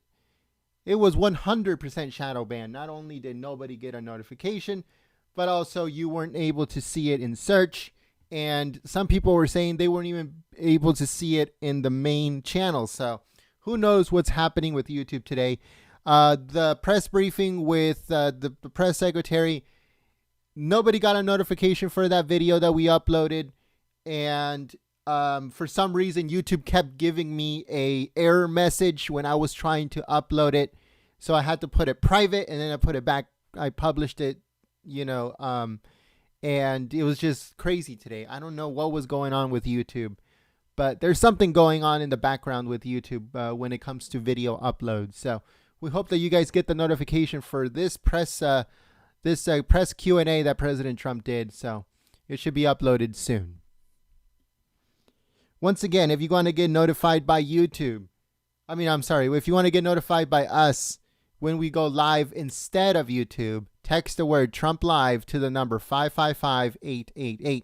It's 100% free, folks. So if you sign up, you will get this automated message because it's not a real cell phone number. It's a texting number.